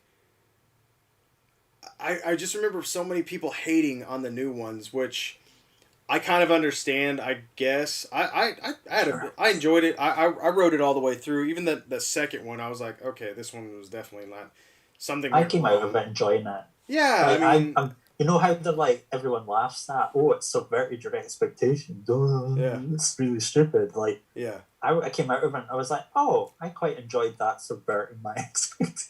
Like it did, and then everyone started laughing at that thought, and I was like, oh shit. Oh, Well, no, I oops. don't like it either. Like, Yeah. Whoops. What did I say? I felt, you know, I was lying in bed at night and I was like, is that Luke Skywalker dead? I'm not sure how I feel about that. Yeah. I don't know. I kind of wish I was wrapped up in the moment. Well, yeah. After I watched them again, I was sitting there thinking like, I wish they could just keep the first episode 7 or whatever, and then rewrite it from there. Like, Yeah. because like you can still keep Han Solo out. I thought that death had merit. That's the only one that I picked up on that actually had, and then go further with Finn. Turn Finn into like a really good Jedi. Use him. I mean, it's clear that they had all sorts of ideas that they wanted to go with and have things happen. And even if it did, I guess it ended up in the place they were aiming for. But, you know, the third movie had to be 2 movies. Band-Aid. It was just so full. Yes. It was just like, we have to repair the last movie and we have to do a new movie. And it was just like... I mean, it had Palpatine in it. I mean, he's my favourite. I would just love it. Awesome. It's great. That's awesome. I mean, it blows my mind how it felt like to me watching it, like the second movie and then from the third, it felt like a cocaine fueled party where somebody was making a lot of promises and just like getting wild, and they woke up the next day and was like, shit, where's Ryan at? It's like, what? Ryan's gone. We need JJ to come in and fix the problem because somebody's got to clean up this dead body in the background and somebody broke a table. So it's like, just come fix it. I was like, this is insane. Like, yeah, I don't know how that happens. How do you take such a beloved franchise and just kind of ruin that? Aw. Why don't you bring me sodas or coffees or teas? She would if I asked her. Is that a tea? Need to get rid of that lazy bitch. She's gonna kill you. She's been playing Pokemon Go for me all day. Loser. I mean, that's guys. I think tea just came out my nose. Ugh. Thanks for that one, Craig. Oh dear. I had a question for you, and I didn't know if you'd it's kind of off the beaten path here, but back to the subject matter. Do you use an airbrush? I do indeed. Poorly, but I do. I have one. Actually, Christine got me one. I think it might have been 7 years ago, and it's never been used. Philomena Mahoney. That's terrible. I know. She got me all of it too. This is why she doesn't buy me things. She's like, no, I'll get you like she'll get me cologne and nice smelling soaps because she knows that's a win for her. Like that's about it. Like that's about Let's it. cover up that smelly shit. Oh, it was the worst. Whenever we were going through this stuff, and it was like we have to skip showers, and I was like, what? She's like, yeah, of course. They're telling us to we need to conserve the water. I was like, babe. She's like, they said if we use 1,000 gallons a day, they'll cut it off. I was like, we don't use like 400 in a week. I was like, who's using that? Who around here is using 1,000 gallons a day? I was like, what the hell? Fire those people. But no, that's something I've been wanting to do. I've actually, one of these boxes back here, that is a compressor And then there's apparently it's got a an airbrush in there, and so I'm wanting to finally do that, but I guess it's a little too cold, and I need to make a. We just put away the interior Christmas decoration. Excuses. On It's top. too cold to airbrush that classic. It's been so cool. I went out the other day. Too cold to airbrush. I went out to seal the masks that I had done, some painted versions, and hit it with that spray, and it just beat it up on all of them. I was like, try to get that stuff off. I was like, oh my god. And Corey had just told me about, he had all these Mandalorian heads that he's about to sell. He'd done all the paint jobs on them. He went to seal them, and it ruined, like, I think it was all 10 or however many he had. I'm like, Texas has been... The airbrush will probably save you a lot there, because that's... Yeah.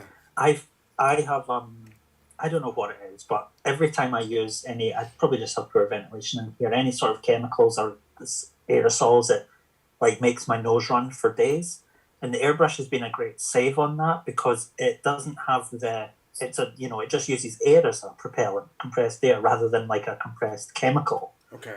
So, like, if you just like have an airbrush varnish or something, it's so much more useful to use indoors than like a spray can, sure. Which you can't use indoors really. No, God no, that would be crazy. Cool. Okay, that's something. Yeah, definitely that's gotten me interested in, because I use I actually ended up using these. Was that your little station? This is my airbrush here. Oh, cool. Well, did you do? Are those some decals right there for the mystery machine? Oh, those were what came on the mystery machine. I just peeled them off. Oh, right on. Yeah, I keep meaning to take those down. But yeah, this is my airbrush here just now. So I have this little compressor. Oh, cool. An airbrush. What is that? It's good enough for me. What is that little stand? The little base you've got with all the things are plugging in. I got it in Japan. Mr. Nekonote station. Don't know about that. How cool. Mr. Hand of the Cat station. So it's just like you get like the little alligator clip kind of. Oh wait, is that like is that a cat scratcher? Like for cats to sharpen their claws? I guess it could be. Maybe that's why it's called that. But it's just like corrugated cardboard. Yeah. That's like, they sell those for like cat scratch deals. Hell yeah, that's cool. Ugly bastard. Oh, a little preview. Oh my god, I love that. Whoa, what is that? What is the chest there? That looks super cool. Is that your little custom Craig chest or something? Yeah, it's... Oh, I love it. So this is Dr. Doom base figure with... Craig. So he's going to have old man Logan's jacket on. I still need to... Hell yeah. Detail that. And then... Oh my god, Craig, that's going to be so much fun. I love it. I want to see that head on like every figure. Can you do Cyclops so you like gotta have like beams shooting out of your glasses? Just two big brown. You know what's funny? Every time we'll be having conversations or some chats or whatnot, and I swear I don't know why this gets brought up, but every time we were talking about like figures that should be made, and I start laughing about our conversation with the Nasty Boys, and I can only ever hear you saying when you're like, "Ooh, the Nasty Boys." Every time I hear it, it's the nasty. So nasty. It's so funny to me. I'm like, that's how Mr. Sinister said it as well. He's like, "Oh, you are so nasty." Ooh, that's so good to me. I was dying. I was like, "We need the Nasty Boys." What are you going to do to the X-Men? Oh, that's so nasty. That's what he just keeps saying. Oh my god! What are the names like? Gorgeous George, Hairbag. Hairbag. They're shitty names. The Nasty Boy. It's one of my favorite. I'm like, man, Sinister always got the short end of the stick, but damn, with the Nasty Boys, that's even worse. That was his group. Wasn't Multiple Man was part of it? And a guy named Ramrod. There's something going on with that. Like, it's someone's fetish. You know? Is it Chris Claremont that made them? Yeah, probably. That sounds about right. Yeah. There's something that guy sometimes inadvertently broadcasts his kink onto comic pages, like when he's like, "Oh no, the Shadow King's possessed them," and they'll turn up in like leather spandex gear with like studs all over it. He's like, "This is what I wanted." Christopher. Hey, I will. Oh gosh, I love his Excalibur run though so much. It's just like my favorite stuff. I love it. I love it. I love it. That's what I want so bad. Is like, I want that Rachel. I want a figure of that Rachel. So in her that red bodysuit with the mullet and like the spikes. The spike. Yeah. Yeah. Oh, that's. And she had that rat. Rat ponytail. Oh yeah, it's nasty. Miss Summers, you're so nasty. That's what I want. I was like, I looked over that the other day. I was like, man, where's that at? Because I saw the uninspired Moira McTaggart figure that came out, and I was like, okay, well, I love Moira, but it's off of that. I used to love Moira until she turned out to be lying to me for 2 decades. Mutant bitch. You got powers. How did you have powers? Like all of a sudden. Yeah, she's like, I've done this like 7 times already. This ain't working. And I remember every time. I'm like, wow. Like if a person from Scotland ever says that to you, don't trust them. They're lying. That's just what we do. I've done this 7 times before. No. That's ridiculous. Last time we tried this, AIs went mental and killed us all. Don't do it. Like, how do you know that? Moira. Well, whatever. Moira knows best. Did you did you read those? The Powers and House of X? Sure did. So awful. And like people love them and are like, these are a work of genius. This is so fresh. This is so exciting. I'm sitting there. Like this is like when they made Wanda kill Hawkeye in the Vision. I'm like, yeah, you're so blown away. Like, guess what? Moira's been a secret mutant all the time. Professor X can clone you from death. He's recording. It's like he's got a backup of every mutant's mind that none of them have consented to. Well, excuse me? That's Charlie for you. Doesn't that cheapen every death that could possibly happen now? Like, well, Thunderbird's back now. Did you know that? No, I didn't get past. I made it past. I went into Powers and I can't remember their order. House and then Powers, and then what was it? Age of X or whatever the third one was going to be. I didn't make it into that. I was kind of like you. I kind of so it did. House and Powers happened at the same time, and then there was the relaunch was called Dawn of X. Okay, it was just like all the X-Men things. Okay, I haven't done Dawn of X. I was like the other ones. Yep. I like the X-Men trying to be like, oh, you know, we want to work together with people, and then suddenly like, you know what, you can all fuck yourselves. You can all go fuck yourselves. We're living on this island. We don't need you. We're better than you. You know what? Some of us are living on the moon. I'm like, oh, okay, well. Bye, I guess. Yeah. So yeah. Like if the Brood attack, he's still going to help us with that, or is that our problem again? I don't know. Maybe we'll see. Oh wait, isn't that Magneto? That's Magneto. Yeah. That's Mr. Sinister. Yeah. That's Apocalypse. Mm-hmm. Just palling around. That's Selene, the immortal vampire demon bitch that you're sitting on a council with? Yeah, Selene. Oh, okay. You're all friends now. Cool. What are we doing? Where's the conflict? Okay, well, I guess I love I liked like 2/3 of that story, all that stuff. I hated the future stuff. It always goes. Why do they always fuck up the future stuff? They always go so. I don't know, that weird cosmonaut crazy. It just doesn't work. I don't know. there's ways to do it. There's ways to like not do. I always like THX's version personally of like the crazy future, Right. but I don't know. I liked kind of like the past, and I liked the present a bit.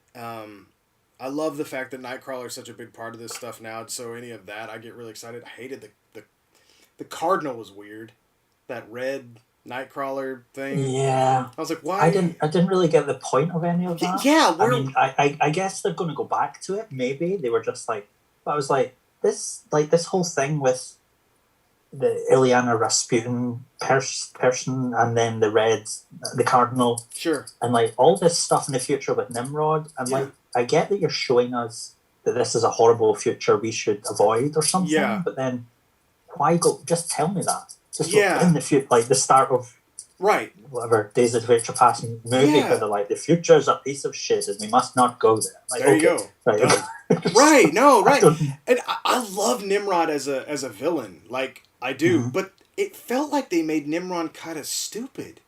Like I don't Yeah. know. Did you? I don't know. I picked up on something. I was like, why am I feeling like he's just like a child or some kind of like weird. He was a weird impatient- sort of fey anime villain, you know, that sort of Yeah, anime there you villain go. that's like always like, oh, I'm so happy you finally arrived. It's like, Yeah, okay, like- aren't Whoa. you a killer robot? Yeah, aren't you a Yeah. killer? Like I loved him in the. And What was it? New Where's X-Men? Ultron in this? Is he just like, is that like, it's just so like Yeah. disconnected from everything. Right. No, I that's that's why I exactly. There was just so many funky things that were popping up, and I did like to see. I liked seeing Charlie and Eric work together. It just kind of was I mean, not the way I sure, really wanted but it. there's, I don't know, there needs to be a bit more to it than just like, okay, well, let's just try and be friends now. It's like, no, remember the 3 other times that you put him and he was actually a villain? Remember when he pretended that he'd repaired your spine with nano sentinels and then he made you eat shit on the floor when he switched them off? Do you remember Are we that? just getting over that? We're just Are gonna we forget. Just like, oh no, No, that's fine. Yeah. we're just gonna forget about it. Apparently, I was like, oh my gosh, this is like crazy. I don't know. There was some, and well, what that brings me to obviously is the figure conversation. Is like they did a whole wave of figures based on that, and I just don't. Yeah. The only one I kind of want is Charles, which is sad to me. It's just a like It's a. that Spider-Man body with that big long butt. It's just an uninspired design. Long flat. It's so uninspired, like just a black body. But even with a head. the black suit in the comic has a little bit of lining, Yeah, slightly different that they just haven't put on the figure. I'm like, come on. yeah, and it's like the weird Wolverine with like a beard that. He's got like so Corey. Yeah, that's future Wolverine. Yeah. Corey got these figures and he was showing and Wolverine's like this, like he's got like this underbite. that George just- up. Yeah, it comes all the way out, and I'm like, okay. And then the Moira was just the I think the worst one out of the whole deal was Marvel Girl. Oh God, her skirt Yeah. allows no articulation at all. He said it's like super hard, and just like the whole. And I was like, if they would have given Cyclops butterfly joints, because I'm such a butterfly joint snob. If they don't have butterfly joints, 9 out of 10 times I'm not gonna buy it. And I was like, why can't we get a Cyclops that, can get them arms back a little bit? I love. They make so many Cyclops figures. You think they would have invested in a Cyclops appropriate body? Right. I just don't. It's weird, right? Like I don't understand that groan. Yeah, that was it's like that's enough to like really. Because I feel I'm just not. And other people like them so much, and we're so excited by it. I hate shitting on it, but at the same time, I feel like. In the fairy tale, The Emperor's New Clothes, where everyone's just like, oh yeah, you look great. I always feel like the little boy that's like, he's not wearing anything. I feel like that kid all the time, but it's like, this is trash. Yeah. That's like I said, like the other day. I don't like being that kid. I know it sucks, but like you can't lie to yourself when it. You know, if you lie to yourself, you know what you're gonna end up. You're gonna end up with those stuff in your collection where you're like, I'm an idiot. Like now I feel stupid. Now I'm mad at myself. Yeah, you know I don't want to. I don't know. That's why I've tried to remove myself from the buying. I mean, I don't have to. I don't have to prove to myself that I like something by buying it. I don't have to, like, if there's a Doctor Doom figure I don't like, I like Doctor Doom, and you know what? I'm comfortable in my huge fandom of Doctor Doom without owning things of him that I don't actually like. I don't have to own everything about it. And I try to expand that out to where it's like I'm happy that it exists and I'm happy other people like it. I don't like it, or I like it and I just don't need to own it, really. So I it's can't. Fine. I'm not like that with Aquaman. I have I think I have an Aquaman bath soap. Why? I mean, but I guess that's something you use. It's just like I don't even use it. No, it's in the package. Christine said. No, it's she has specific ones. But yeah, I don't know. It's so as a question to you, what I would have to ask you, like, what are some of your favorite Marvel Legends that Hasbro's put out that you haven't had to mod or touch or paint up or anything? No, that's something. Hold on, I'll need to spin around. Now, when I turn around, you might notice that I have a small bald spot in the back of my head. I may be thinning a little up here. I don't think anyone's noticed previously. Omega Red, he's a good one. Oh yeah, I do like Omega Red. That's a good base body too. Silver Samurai. These are actually maybe good examples. Are good figures of characters I don't care that much about. Oh, okay. That's like if it's a character I care about, I'm more likely to mod it. But yeah, I guess that's maybe about it. Those two. The anniversary Iron Man. Oh, he's great. Yeah, I like him a lot. Did you get War Machine? I did. I'm really not an Iron Man fan. Same. But you know, I like them so much. I've got little anniversary Silver Centurion and War Machine, and they're of such like quality that I want to collect more Iron Man things. That is so funny. That's what I have too. I literally have. Those are the ones I've got on my shelf right now. I don't have any other Iron Man figures besides those, and those are great. Like I would, if they make the stealth version, I'm buying it. Like if it's in that vein right there, I'm gonna buy the stealth version. Yeah, I like those a lot. Yeah. I think I need the armors to be a little different. I don't really like recolors. Like the stealth thing I don't have any connection to the stealth thing other than it was like a variant figure. Yeah, I love that. That might be the mentality that I've got, because they did that, and then they also did the Hasbro variant too. Remember when they had the 2-pack, I believe?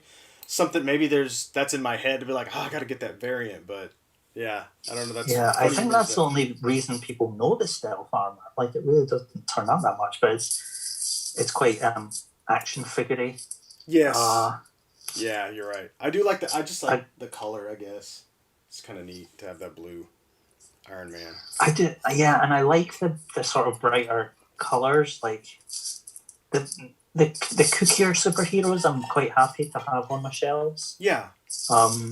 Like even like the leader figure in the back of my villains there, like he's so brightly colored. Yeah, I can see him from right here.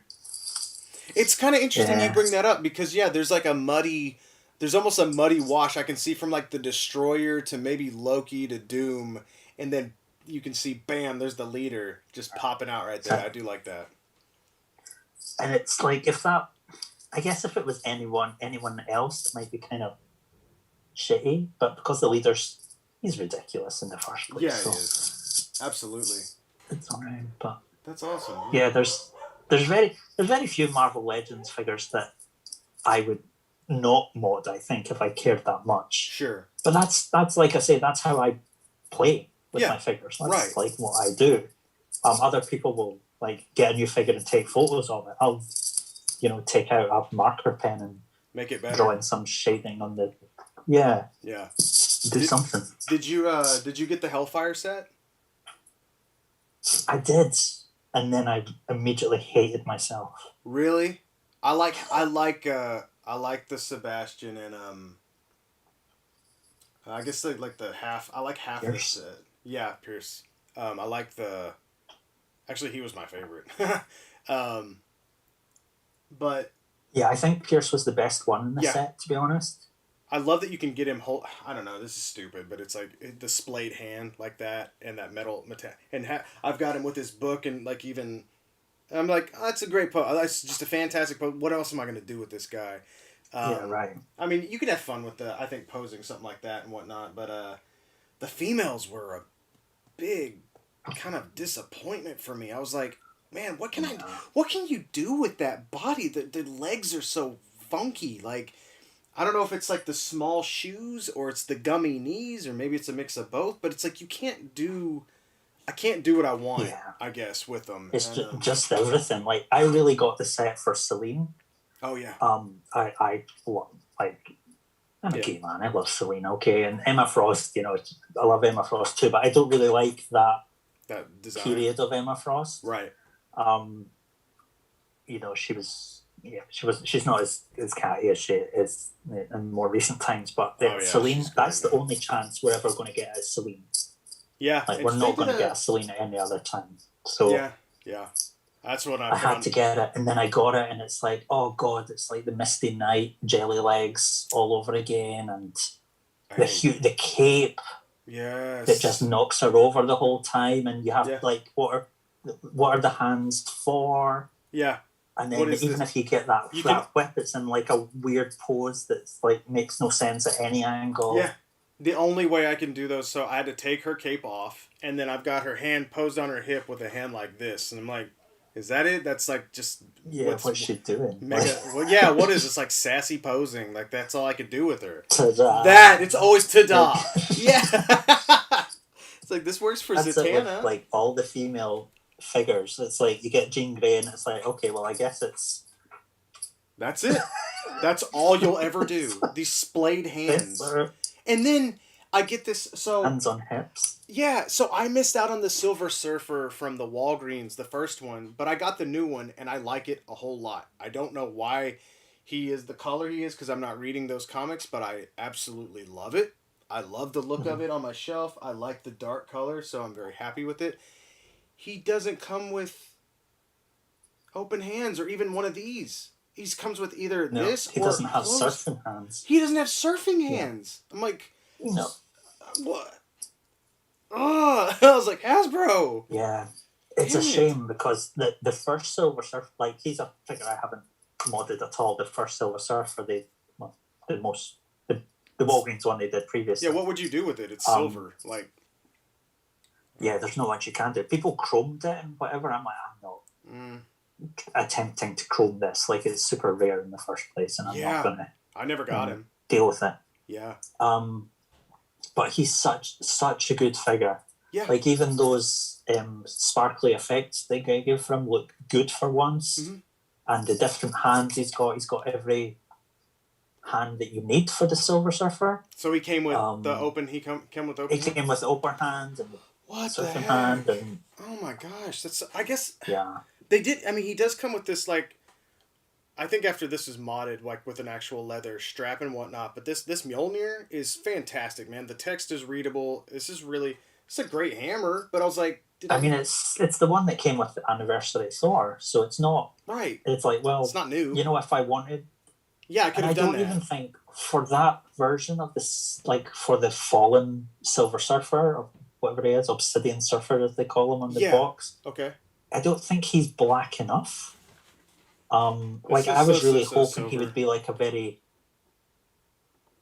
Yeah. But on the back, see at the top, Obsidian. See it says Obsidian Surfer on there. I don't think he's like black enough. He's like kind of like a gunmetal grey. Yeah. But that's just I think it was just he was just such after the previous release. Like just do that again, but instead of like the yellow things, put in a hammer instead and a hand to hold it. That's all Yeah, you need. Just do the figure again. Yeah. Maybe even an angry face.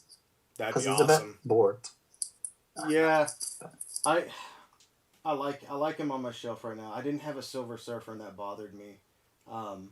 So I'm glad to have him, and I'm so glad that he's got the butterfly joints. That's why I lucked out with Nightcrawler.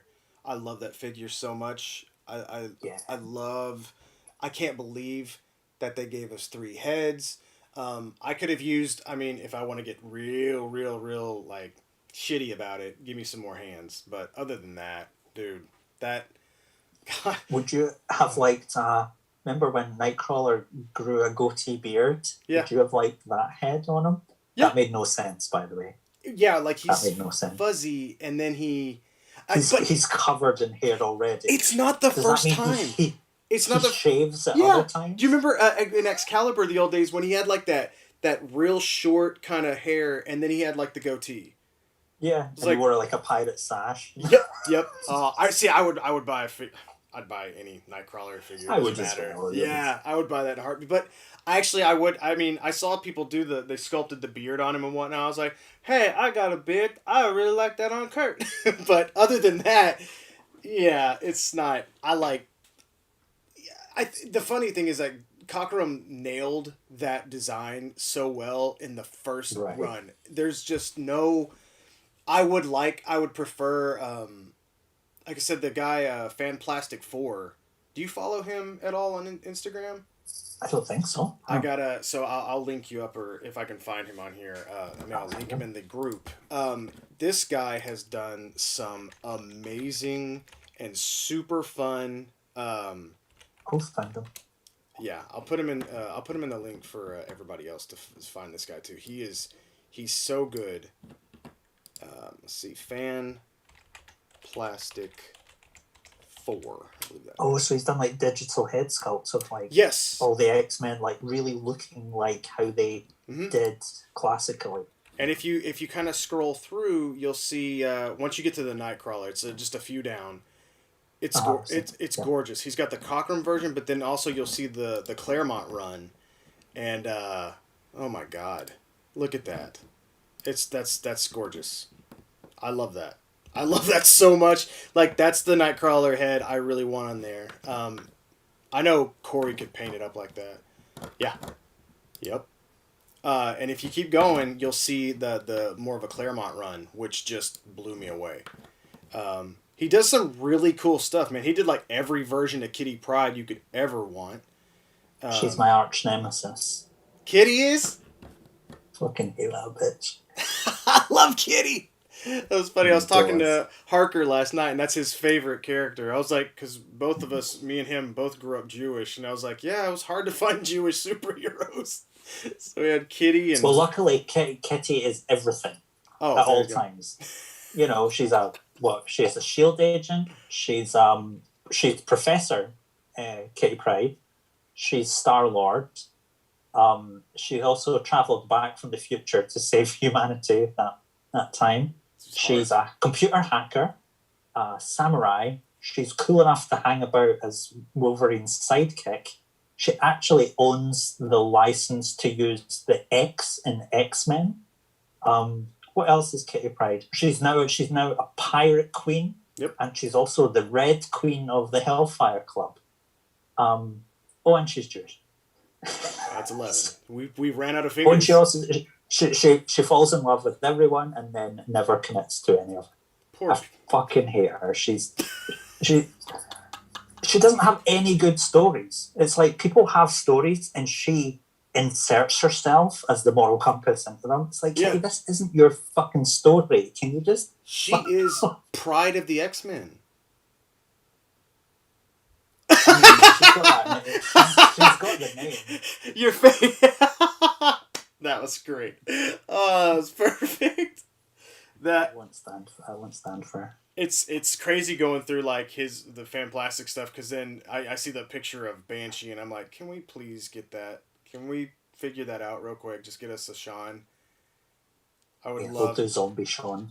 Oh, that'd be so sad. Watch out for that plane, Sean. Vulcan just drove that thing right into him, didn't he? Tell you what. Oh, Vulcan. But they're would be a just good one. they're best friends with Vulcan now, so it's all cool. Is Vulcan good now? Who isn't good? Who isn't good? What X-Men villain? What mutant is not on the X-Men team now? They're all there. Fair enough. Mr. Sinister fucking has 3 of them. And you know what? He cloned Jean Grey and made the evil clone marry Cyclops. And then she went mental and turned into an emissary of hell. And they're still like, hey, Mr. Sinister, come on. Exactly. Let's do lunch. It was an accident. I didn't mean for that to happen. Nasty. I didn't mean to be so... Such a nasty... I didn't mean to be so... Oh, okay. It's funny, like, just kind of the running gag that me and you do have with that. But whenever he was on that island full of Sinisters, I was laughing so hard. I was like, this is so... something about it was ridiculousness, and I was laughing, though, at it, because I was like, this could be... if the writers of the Superior Foes of Spider-Man did this, and it was just like the Sinisters or something like that, and I was just like, just I don't know, like a small run, I was like, I would love this. This is just funny. But that was so wacky and out of place from this story, because it felt pretty serious. That's it. Like, as we think of Mr. Sinister, like, we have a laugh at, like, how he's so... and he's got, like, his big thigh-high boots and his cape and his crystals and his white pancake makeup and his black lipstick and his pointed teeth and his V-shape, and he's like, I'm going to steal all your genetic material and make a clone of you, and then you'll marry it. He's so nasty. And it's like, we can laugh at that, but that's not how he is. And then suddenly he was that. Yeah. Like, let's make him that. And he's going, I've got an island full of clones of myself. They used to be humans, but now they're me. And you just see him, like, rubbing his crotch. It's like, Nathaniel, stop it. Yeah, calm down. Calm down. You're from Victorian England. Like, I know you're supposed to be repressed and all that, but come on. And you go and read his backstory, and he's got, like, this tragic backstory with his wife and all this. Yeah, it's just, and then he's just this huge. Yeah, I don't know. Anyway, people seem to love it. So yeah, I feel like he's just one of those characters that hasn't been given the. He's had like one good story. I feel like, and that was Jesus in the '90s, if I'm not mistaken, or early 2000. I can't remember. Whenever you finally find out just how sinister Mr. Sinister is, when he was like, just like, oh no, he's an actual, like, if he's turned up, you know, something really sinister, evil is happening. Yeah, like, he's, you know, when he finally shows himself, it's almost too late because he's already maneuvered you all into this place. Yeah. And it's like, oh no. And he's, like, playing with really huge powers and whatever that, and you can't even comprehend what he's about, but now he's just sitting at the side, like me, spinning on a chair going... It's like, come on, man. Yeah, if this was a TV show, there would be like at least 10 to 15 seconds every show or episode cutting to him doing that thing. Like, it's the camera just got closer every time. You're like, what are we doing? When's the payoff? Yeah, like, you get just inside his head going, look at her shoes. So he's just judging people from afar.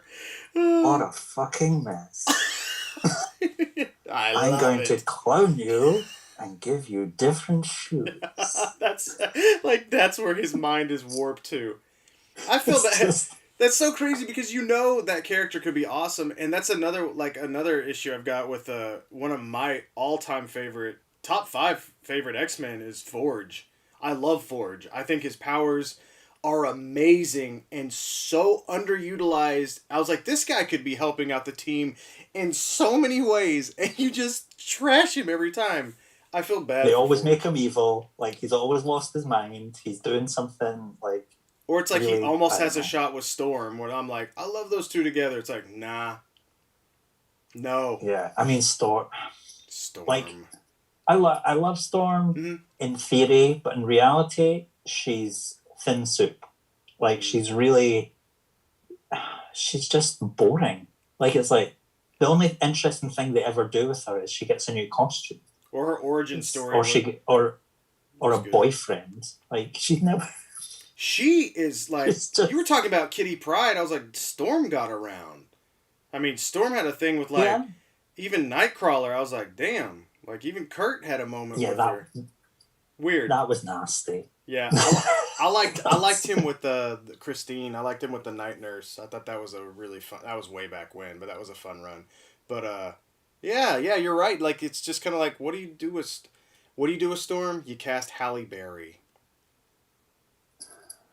You know, it was life changing for me personally. I mean, I don't think Glenn and I would have been good friends if we hadn't both shared an intense hilarity over Halle Berry being cast as Storm. Like her coming up that elevator shaft on those strings and being hoisted across that stage. And that wig. Oh. You're like Halle. perfect. That's the sinister in you came out. I'll cast Halle Berry. So bad. Oscar winner Halle Berry. Like, perfect, great. Razzie But winner. then they brought her on set and they're like, okay, action. And Halle's like, have you written any lines for me? Like, what? Just oh no, we forgot to give Storm any character. just lift up and go wind. And Put your hands behind you like this. And, that's it. We'll turn on the wind machine. Try not to fall over. Yeah. Could you imagine like Action. the table read of that, and it's just Hugh Jackman reading through 3/4 of the script, and it's just like, oh, Halle. It's like, where's the musical number? Yeah. It's like, no, Hugh, it's not that kind of movie. Oh, that's a shame. Like, oh. Can we make it that? Oh, this will be great. I can pretend I'm not gay some more. And then So get it. Somebody did a mashup of that a long time ago that was pretty funny, of like all of his Broadway and dancing routines and whatnot. It was pretty awesome. Like making Wolverine look like a big dancer. I was like, perfect. Can we but Hugh Jackman's also the kind of guy that if they like wanted to make a parody of that, he would be totally down. he would totally go for 100%. it. Totally go for it. Yeah, from what I've seen, the guy is fantastic, which is pretty cool. That actually brings me. I have you watched? This is this is perfect. I gotta ask you about this. Have you watched WandaVision? Oh, of course. That's one of your big ones, isn't it? Don't you like Scarlet Witch? Am I not mistaken? Yeah, Wanda's one of my favorite. Yeah, I thought so. Marvel superheroes. So we haven't got to talk about that. What do you think? No. Mm. Well, I fucking love it. Yes. So there you go. That makes me so happy. Good. It's a bit of a surprise. Oh, good. I think it's the best thing that the MCU has done to date, and it's partly because I feel that it's like I've talked about with the Avengers earlier. It has that soap opera.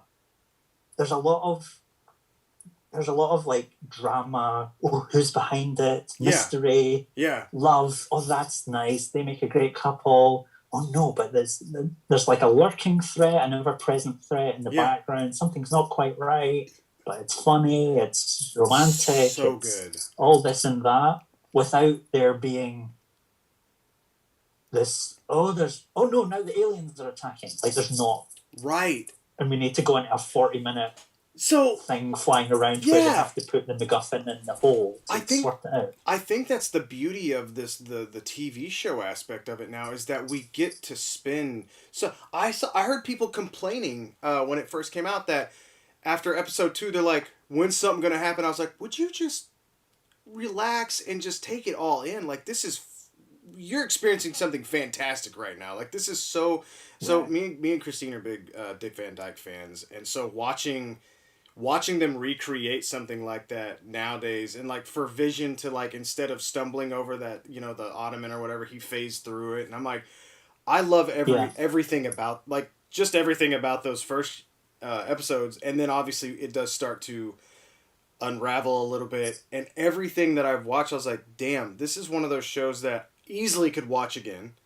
And Yep. for I just, it's like jumping ahead in it, but the Billy and Tommy, I couldn't believe it. I can't believe how well and how much those kids look like they would be just perfect comic representations.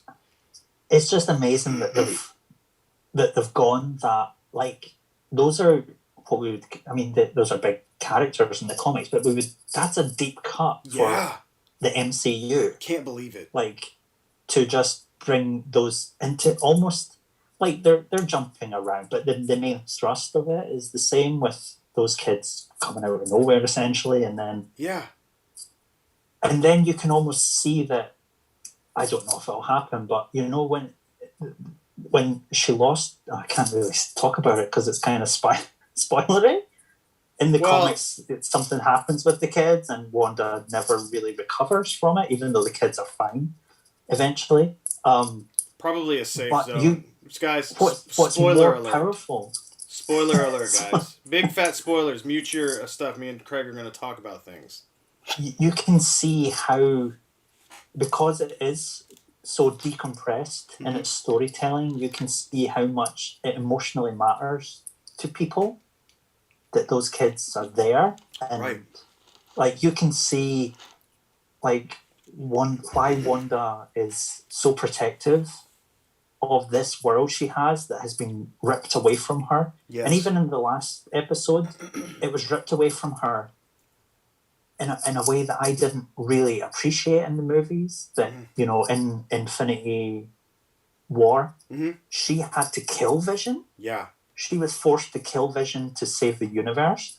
And then the bad guy rewound time and she had to watch him kill the Vision in front of her.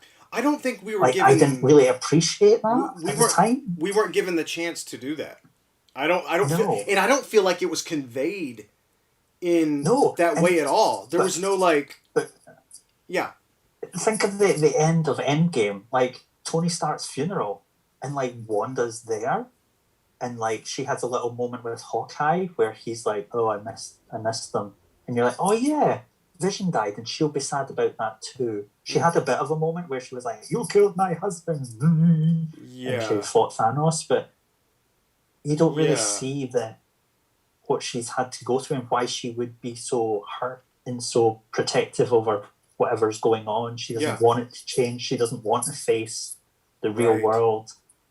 And that's what I think the real strength of the MCU is, to take these concepts from the comics they're very strong concepts, but they're maybe told kind of poorly in the comics. Sure. Like they could do with a second draft. Yeah. You know, go back over, like, now that 10 years, this story that happened with multiple writers over 10 years, you can kind of pick the best bits and make it into one cohesive story. Sure, absolutely. And that's where the movies really work well, I think.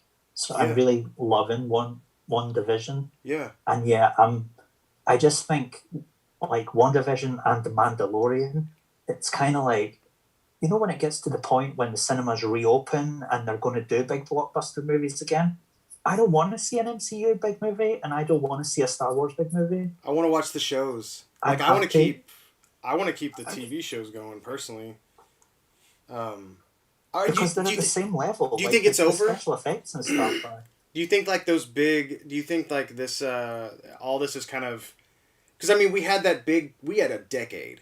We had a decade of this awesome, fun ride that we had, and now I think life, there's no denying that life has changed for everybody, and Disney has also seen that, and they're so smart, and they've even come out and said, hey, we're putting our money where you guys need it, and that's on TV, that's in our streaming and TV show, and like you said, watching that, holy hell, like, there's no difference from the film to the quality of the show. Not even close. To, like, in fact, I think it might even be, like, obviously they're getting better and better. Watching The Mandalorian and how they utilized all the stuff that, honestly, that Favreau tried different things on, and movies that people were like, oh, Lion King, why would you do that? And he learned all this stuff. Jungle Book, why would you do that? He learned all this stuff. Puts it into this Mandalorian where now they don't even have to go on location to shoot, and you get these magnificent that to me is showing like a true evolution in cinema telling. And yeah, watching WandaVision, I think it was really interesting once we moved from that early 40s 50s to when it went into like the 16:9. That's it. And I'm like, there it is. There's no difference now. We have literally moved into almost the future, and it's just gorgeous watching the storytelling. It's even that it's more flexible, almost like the TV stuff. Like you're seeing with WandaVision, they can try little things for one episode, and it doesn't wreck the whole thing. Right. Like, oh, I didn't like the one that was like this. It's like, okay, well, it's only 20 minutes, and then there's another one next week that's different. Yeah. Like they can learn and respond quickly, whereas movies they can't. Yeah. And yeah, absolutely. there's just a lot more flexibility, and really, I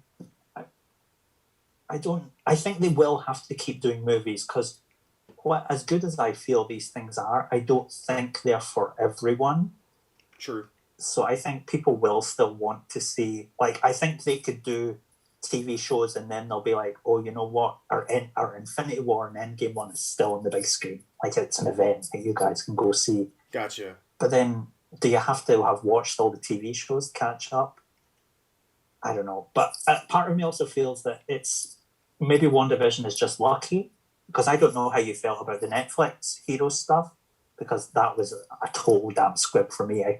I watched them and I was like, oh, I'm so bored. I didn't watch all of them. I'm one of the few people that really enjoyed Iron Fist because I like Danny Rand and Iron Fist and all that stuff, and I know people gave it a lot of hell. I think for me, I might have had some blinders on just because I enjoy the character so much. Honestly, when it comes down to it, I think the only one that is a 10, and even maybe not even a 10, at moments it was a 10, was Daredevil. It seemed like all the money went into Daredevil. Daredevil felt right. It felt like the Bendis Malieve era of Daredevil. I love that. I was like, this is great. I thought it was cool to see Kingpin taking an emotional journey. I know some people didn't like that, but I thought it was cool. A lot of character building. I thought Charlie Cox. I thought the whole cast was perfect on that, which was rare. Everything else after that felt kind of... I don't know what it was. I don't know what was going on, because... I don't know. Just Daredevil was enjoyable all the way through. I thought Bernthal was an interesting Punisher. The guy's really intense. He sniffs a lot. Yeah. I don't know. I thought he was good. I think he did a really good iteration of it. But yeah, I get the grittiness of it, but it felt like some of that stuff shouldn't have been gritty. Like, I don't know. Like, Luke Cage and Iron Fist didn't need to be so damn gritty. I felt like every series was 13-hour-long episodes of a hero learning that they should be a hero. I was like, can people be good people from the start? Right. Yeah. Like, or learn the lesson quickly? Yeah, and then we can get to it. It felt like reskinned. Like every new show was something that was just kind of reskinned. And there was some... There's definitely some questionable stuff, but for the time, I guess, for being, like you were talking about earlier, it kind of felt like whenever Blade came out, and people were like, damn, this is a good superhero. I think it showed that superhero shows like a TV show can work, because I know we've got the CW stuff, and, you've got all the DC's just a damn mess anyway, but watching Disney go this route, obviously succeed with Star Wars, and then go with WandaVision.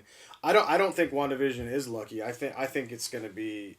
I think they've done so well in films, and I think the Captain America and Falcon, or was it Winter Soldier and Falcon? I think that's going to be great. That's funny because that's something that I wanted, that I joked about that I wanted. Never thought I'd get it, because after seeing those two interact, I was like, oh, that'd be fun to see a show about these dudes, like this, like kind of a buddy cop, Lethal Weapon kind of thing, and they're doing it. was like, oh shit. Well, I hope it's good because this is what I asked for. But WandaVision is one of those things. Like, did you like the Guardians of the Galaxy movies? Oh, I mean, as movies, I really like them, but I have various issues about Were you the. surprised I by? don't know what you. They're not the Guardians. They're not queer enough, which and I don't know if that. Like, there's a lot of like the Guardians of the Galaxy had two really. They had Philovel and Moondragon, which are founding members, and they were a lesbian couple, Yeah. and that was really out there. And then they just like, oh well, those characters aren't in it at all. And actually, Moondragon is Drax's daughter. We're just going to say that she's dead and Drax is an alien. Like, there's no potential for her to be in it. It's like, oh, you've actually just taken out the two gay founding members of the Guardians of the Galaxy. I know your movie's funny, and I'm laughing along and great and whatever. It was a really good movie, and I really enjoyed it and laughed at it. But Yeah. knowing what I know and what it meant to me in the background, man. was kind of like, I wonder if they could. and knowing that James Gunn is kind of that way, kind of. Yeah, that definitely puts you in a position where, So, that is interesting. Like, I wonder.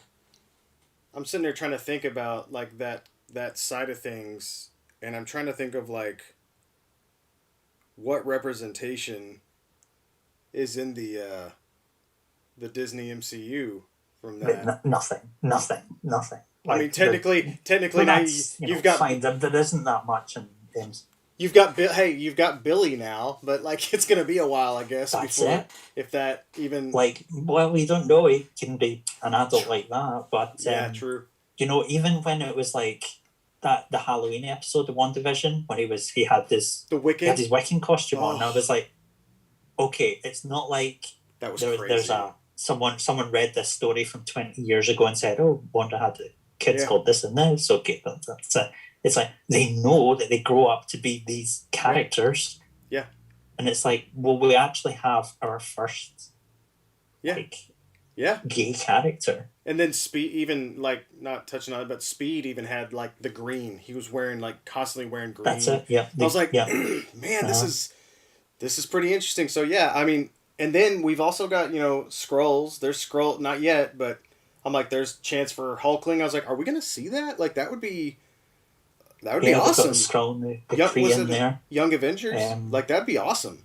Like maybe there's a chance. I mean, Cassie, we can bring her in and all sorts of fun stuff like his stature. And did they not just cast? I think they cast someone recently, and people are saying that they think it's going to be Patriot, and Cassie's going to be in the Hawkeye TV show or whatever. Okay, cool. No, not Cassie. Sorry, Bishop? Kate Bishop. Yeah. Cassie's already been in the Ant-Man movies, isn't she?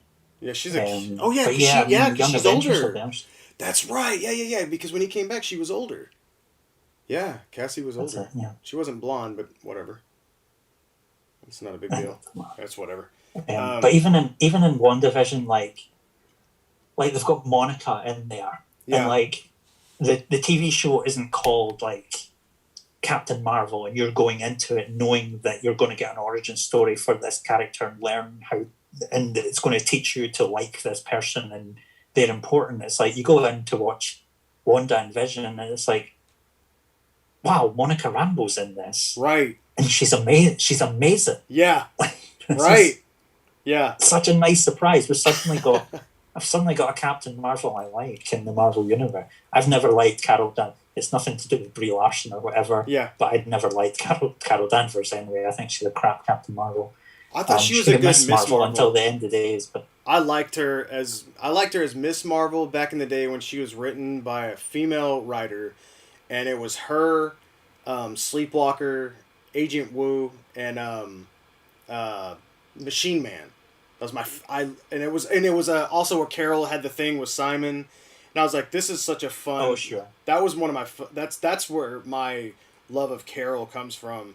I do like Brie, but yeah, I like the Captain Marvel stuff. It feels like it was so. Hey, she's Captain Marvel. Like here it is. Like that's just how it is. I'm like, man, we could have had a. I don't know. I'm really like you. I'm excited about Rambo, and it almost feels like they're gonna take her in that that lightning and storm role. replace. Yeah, it feels like that, and I'm like, I mean, she's really great, and then I love her, and I can't believe Wu was there. I'm like wondering, is he gonna get like his scar? Are they gonna go further with him, or I don't know. I would love to see a Machine Man. Even if he starts up the Agents of Atlas, or Yeah, whatever. right. Yeah, I was And like even Monica's like we think Wanda's behind this, so she's intrinsic to how we solve this. It's not like we go in and assassinate her, or she's like, I know how Wanda feels, and I want to help her. I've lost people too. I want to help her. It's like, oh my god, this is a good person. Like, this isn't genuinely. she's doing a job because she's paid to solve this problem. Right. But solving this problem isn't what makes her a hero. Right. Being a nice person is what makes her a hero. It's great. Yeah, and I do love the fact that all those the flash audio back of like her and Carol and her mom. I like that played into some things, and I was like, cool. Like, so she did learn from that, and I like seeing. I don't know. I remember watching Captain Marvel, and it was like, yeah, this is Monica, and I'm like, dang, they just shoehorned. Yeah. I thought they shoehorned her out. I was like, she's not. Well, we're never going to see that. Yeah. And then boom, what do? They totally are able to just. I didn't ever expect to go back to the snap, and seeing it from another point of view was incredible. I thought that was so smart. I love seeing the real negative action of it, like the people that are freaking out when people are coming back, and how it wasn't really. It was a great thing, but it wasn't, and it was like, I mean, just seeing people at the hospitals freaking out and all of this stuff. I was like, this is fantastic. I never expected to see, like, to revisit this after it was done. I thought, okay, we're done. We brought him back, and they played with that idea. Like you said, they're able to do whatever they want, kind of with this TV show idea. And what a risk, honestly, to come out with WandaVision as their first. I think that's a testament to show just how confident they are in their characters and their property. And God, what I wouldn't give for DC to get some of that damn confidence. Oh. Yeah, I think that's the confidence is DC's problem. But I mean, some people seem to like the DC stuff, and it's a shame that it's compared to Marvel. But at the same, I don't know. It's unfortunate that some things just can't be things anymore. They have to be super successful. It's either like you're super successful, or you're a complete failure that needs to be retconned out and got rid of. Ignore it. Reboot, recast. Right. It's a shame that things are at that point. Yeah. But it's DC lacks the confidence. Like they went all dark and that and whatever, but then they're trying to be Marvel now. It's like, yes, not good at that either. Saturn's Core here in the chat said, "How do you think the Snyder cut of Justice League will do?" I personally. I'm just not into it. I'm not into where the DC universe went. I like the Wonder Woman stuff, and I really, really had fun with Shazam. I enjoyed Shazam. Didn't even feel like it was part of the same universe to me. It was so well done and so fun, and something about that just felt very. I would almost compare it to like Ghostbusters when I watched it, because it had just enough. They had some scary stuff in it. Like back in the day when, remember, it wasn't, I don't know, there was something really wholesome and fun, and everything about that was done in a way that I enjoyed. And I wish DC would do more of, instead of this, like you said, this dark, gritty, like Snyder. I feel like Snyder, he took the innocence away from the Justice League, and I don't like it. I don't like how adult it is. It's like, I don't like it at all. It bothers me, and there's so many, like you said, so many people love it, and I don't understand it. I don't know how, and they're like, "Oh, the Snyder cut." I'm like, I'm glad it's coming out, so people will finally just get it out of their system. Like, sure. I don't know. I'm gonna watch it because I need to. Yeah.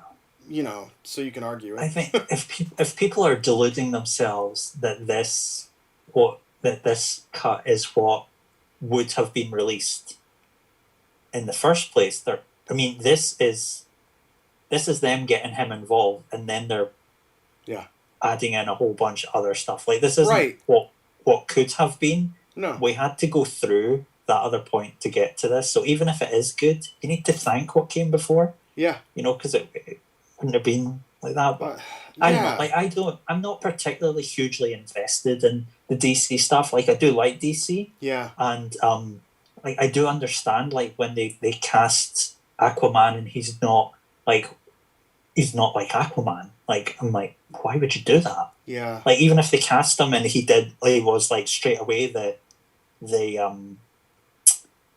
trident hand, harpoon hand. Yeah. Like, if he was straight away that, I'm like, oh, I understand what they're going for. Sure. But they're not. They're like, let's cast this guy and that's Aquaman. It's like, no. It's odd. It's just not really, is it?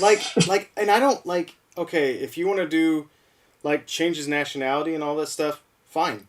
In fact, if you want to change the story up, explain it. But it's so weird to see, like, they took this character and made him so. I don't know. I know there's a lot of. I don't know. The crowd that they're pandering to is obvious, and I hate that. I hate that it's so. Oh man, because Jason Momoa seems fantastic. Like, as a person, seems great. Sure. I mean, of all the people, he's the one that's having the best time with it all. Absolutely. Like, he loves where he's at. Yeah, and that's so good to see. I do. Yeah, I love that. I like that about him and Gal Gadot. Both of them seem to be like, this is the role that they really enjoy, and for him, I think it sucks that to this day I'll just argue it tooth and nail. Like, I'm like, why didn't you make this guy Lobo and take a chance with one of your characters that you could have? Okay. That is him. I mean, he dresses like that. He could have been. They could have made that character as surprisingly as successful as Aquaman was. I think Lobo would have blown the charts away by putting him in that role. He would have been, you know, I mean, I think it's a missed mark, but they keep doing this thing now where they're like the multiverse, which I kind of roll my eyes, but I also kind of like say, you know what, DC, I don't know what you have to lose at this point. You might as well shoehorn your multiverse thing in. I just don't know how much of that luster is gonna last for you whenever you're like, oh look, we got Michael Keaton in there, and then oh look, we got Linda Carter in here. It's like, you're only gonna be able to use so much of that, like, of that novelty before it's like you actually have to put out good content. Like, the content's gonna have to be good eventually. You know? I mean, I think one of DC's real strengths is the multiverse, to be honest. I think the Marvel Universe works very well as a consistent ongoing thing, whereas the DC Universe, maybe it works as archetypes that stay the same and don't really develop very much. They have little periods where they change, but they always come out the same. Sure. So I think the multiverse thing works with DC because we're so familiar with Superman, Batman, and whatever. I don't really want to see another Batman movie unless it's like, so what? Right. Like, it's Batman and it's his first adventure. It's like, I've seen this like so many times and I've read this so many times. And I find that what is really popular with DC is when they used multiverse, they used to call it Elseworlds. Yeah. Mm-hmm. They would say it's Batman, but he's a vampire. Yeah, those were fun. Imagine if you did that as a movie and released it at Halloween. Like, people are crazy. Like, whatever. Nuts. I don't think like the Marvel Cinematic Universe, like they're extending it. But if it had just been those 10 years, I think people would have been fine with it. Hmm? Like, so I think DC could maybe just look at, well, why don't we just do a bunch like Superman, but it's different. They should people are making those movies anyway, like Brightburn or whatever the movie is called. Like, people are making those movies, so you do them. Like, I think they should. Aquaman, but he's cool. Like, yeah, I think what they should do is like you just said, if they did a TV show called Elseworlds, each episode is a different. Each episode is a different crazy, like, just like Marvel's going to do with What If. Why not? And they're like, you know what? We're going to animate it so we can do whatever the hell we want. Right. Literally make it happen. I'm like, that's brilliant. Like, that's why you have everything at your disposal. Stop trying to force and rush everything in and just enjoy your characters and do something. Like, I think that I don't like the DC TV shows. They're so They're just so, Yeah. the only Yeah. one, and I don't know if you haven't seen Doom Patrol, that one, that's the one. That is literally Mm-hmm. their best, like, of the best. I don't know how it's kind of slept on. I think maybe because the characters aren't as well known, unless you're. But even if you don't Yeah, know and there's them, also a bit too many DC TV shows, and it's like, oh, another one. Oh, what yeah, is this now? Stargirl? Okay, right, okay. yeah, I that kind of know the one's character, and that. I know the character, and I don't even want to watch it. Yeah, that one looks rough. Doom Patrol is it's good. It's a good show. It's what I would want from DC shows, and it's like, you know what? If this is what if I can't have like the characters I really really want, because Doom Patrol, I like some of the characters, but it's not. I wasn't asking for Doom Patrol, but I watch it No. because I like it, just because it's a damn good show. Like, that's all you need to do is make those things good. Like, I'm so heartbroken that Matt Ryan kept getting passed around, and I love him as Constantine. I like the NBC Constantine a lot, even if they took out smoking Mm-hmm. and whatnot. Whatever. Okay, I get it. They even played little tidbits of there, like putting a cigarette out in an ashtray or something. I'm like, that's fine. I don't need. He was so well done, but you did it on NBC. Like, you don't give a shit about your properties at this point. You're just money, money. You're throwing, like, the CW shows are. They are what they are, I guess. I've seen. I guess apparently they brought everything in on the Flash show. Like, they did like the. That might have been where the multiverse was being. I guess what I heard was they Maybe. brought in Brandon Routh as like Superman. They Oh brought yeah, like yeah, yeah. You did did a mention it, crazy yeah. thing like that. As an old like Kingdom Come Superman kind of Yeah, thing. yeah, yeah. They brought him all these things in, and I was like, "What the hell is going on?" Like, I guess once again, there's that novelty.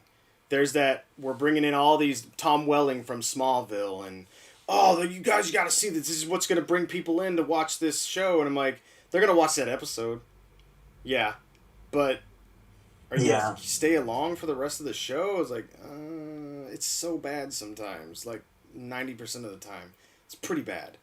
Like bad, soap opera bad. yeah. I yeah, I think I only started watching Flash, Mm-hmm. and I got like, I don't know. I think I only got like maybe 10 episodes into it. And I was like, I'm done with it. Really, Yeah, I enjoyed it for what it was, but then I don't need to see an expanded universe. So yeah, and I don't know. apparently what I'd heard like is like everybody got superpowers, and I'm like, why is like that sounds like a good one episode of like, oh, something happened, but not a whole story arc of everybody in your TV show having superpowers. Just seems like a bit much. I don't know. Yeah, It's weird. If it's not a cartoon, don't make it one.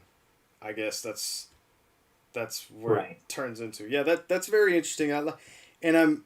It saddens me because I like DC has all the potential there. It's just kind of like it's like looking at their action figures and like, how the hell do you not have a toy line that is on par with Marvel Legends yet? How?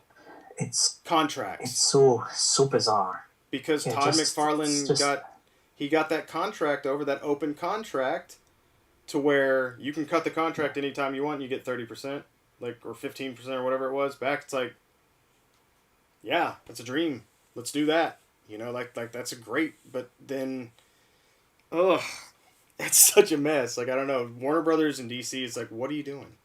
Like, do you not care? yeah. It's like this would have been fine like 20 years ago, but because Marvel has done so So well. well, or it's been so well received rather, Yeah. it's just in contrast, it just looks like a mess. But It really is. I don't know. It is, though, because But I think the like Disney's handling of the MCU and Star Wars recently has, I don't know, it's just, but you see Marvel Comics themselves not even having that level of confidence about their comics or characters, true. They're like, they just don't have it. Mm-mm. So I'm quite happy to see that X-Men have some confidence behind them. Go, no, this is our direction. We're going like this, Sure. and we're not we're not making Star-Lord like he is in the movies all of a sudden, or that kind of thing. So, We're not changing the team to align with the movies. Kind of thing. which kind of brings me into my next topic there. Where do you think? Do you think anything will come of the X-Men from WandaVision? Do you think she'll change? Do you think she'll be like more mutants, and then it's gonna pop up? Yeah. I would Big hate. close up on her lips. Yeah, I would be. Lots more mutants. Could you? I think that would sully X-Men as to what they represent if they were just. Yeah, I think I'm not.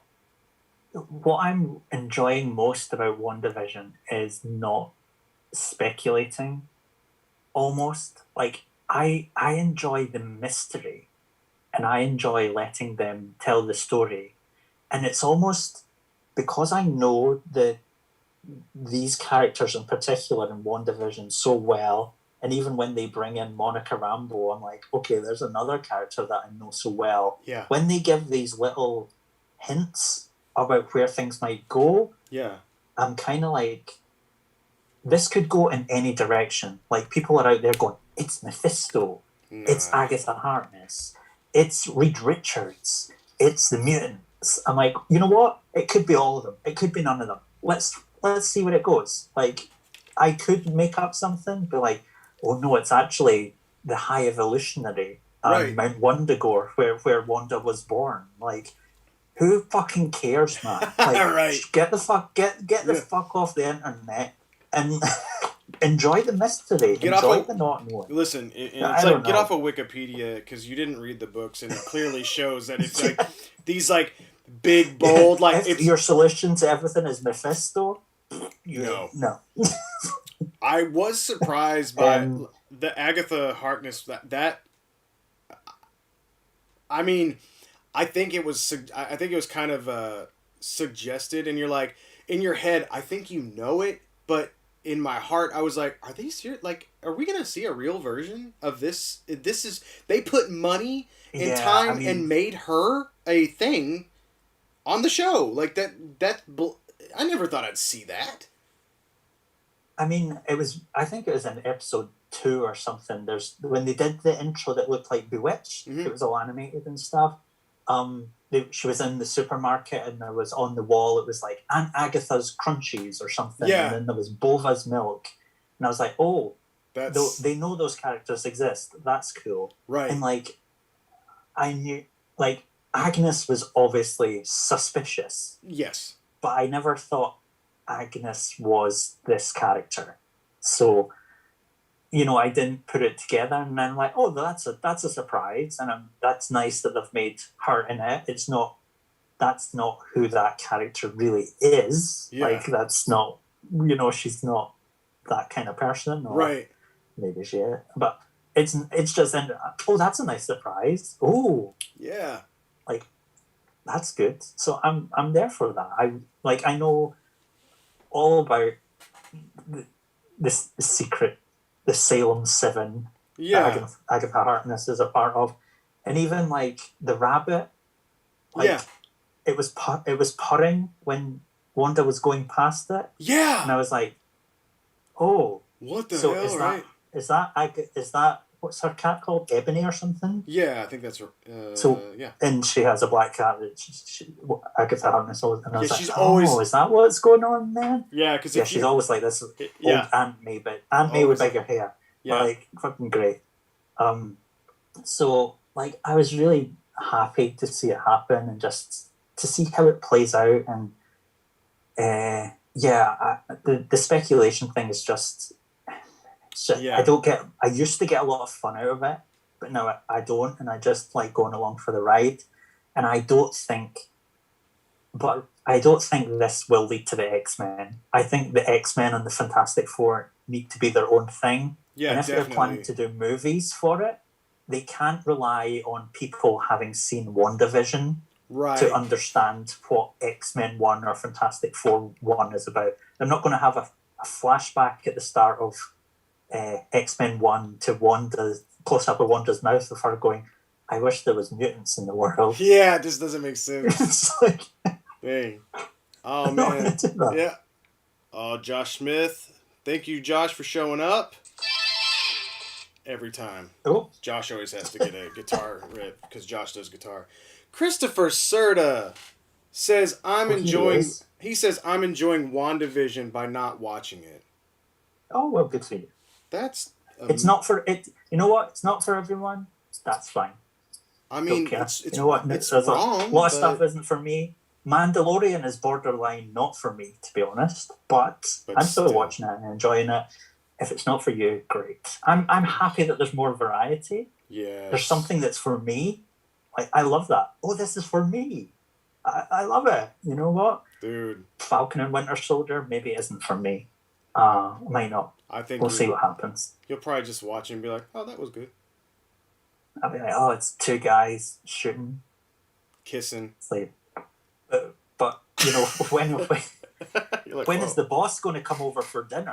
And yeah. they've got to hide their wacky secret. Oh my like, God. That's my kind of shit. Everything. That's my kind of shit. Yeah, but everything about Wanda. Oh no, there's a tampon in the soup. No. That's my. That's yeah. Wanda. Wanda. That's my kind of shit. That's not happening in the Winter Soldier. Not even close. Man, no, I. Oh no, Baron Zemo's mask is caught in the door. Oh, it's not going to happen. I was so disappointed when Darcy showed up. I was like, the show's ruined. The show is ruined for me. She was so bad in Thor 2. Like, Thor 2 was a catalogue of awful. It's bottom. But, it's on the bottom. Yeah. So bad. Man. It had Alice Krieger in it as well, which is... But then when I was like, oh my God, is she decent in this? She's not bad, right? I know. I hate admitting it too. But you know what? I enjoy admitting it because it's nice to see things bad turn good. She's not bad. I actually had to rewatch, like, because I couldn't get over it that she was back. I was like, no. Get out of my show. That's what I said. I kept telling Christine, I was like, I need her out of my show. I'm like, I'm so mad. And no, she's her little relationship with Vision. It was cute. Whenever she was like, she's like the love is real. She's like, I love how she's like, I've been watching WandaVision for a week, and I was like, I love that. Like, I love that they even call the show, like that that's the show within the show.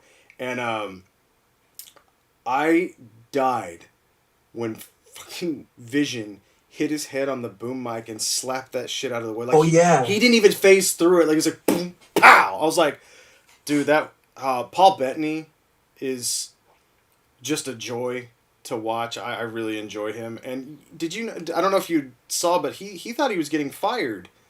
When they right after, it was a little after Endgame, they called him and said they wanted to see him in the office, like. Oh, okay. And he turned to, Why would you do that to someone? I know. Why would you say we need to see? Yeah, we want to see you. Yeah, we're bringing him in, like Feige and everything, and then so he's married to Jennifer Connelly, and he turned to his wife and he was like, "Oh no!" Yeah. He was like, "I think this is married to Betty Banner." Yeah. Well, hey, let's go back to Rocketeer. I mean, he's like, I think this is my end game.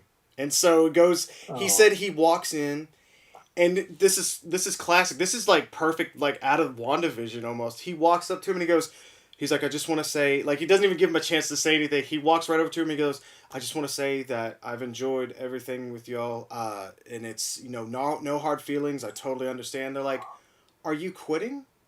He's like, aren't you firing me? And they're like, no, we want to. Oh my God. We want to propose the TV show, and I'm just like, cue laugh track. Like, it'd just be like, wow, Paul. Imagine if he'd gone in and said the worst thing. I would have ruined it. No, you twats. Like, oh my God.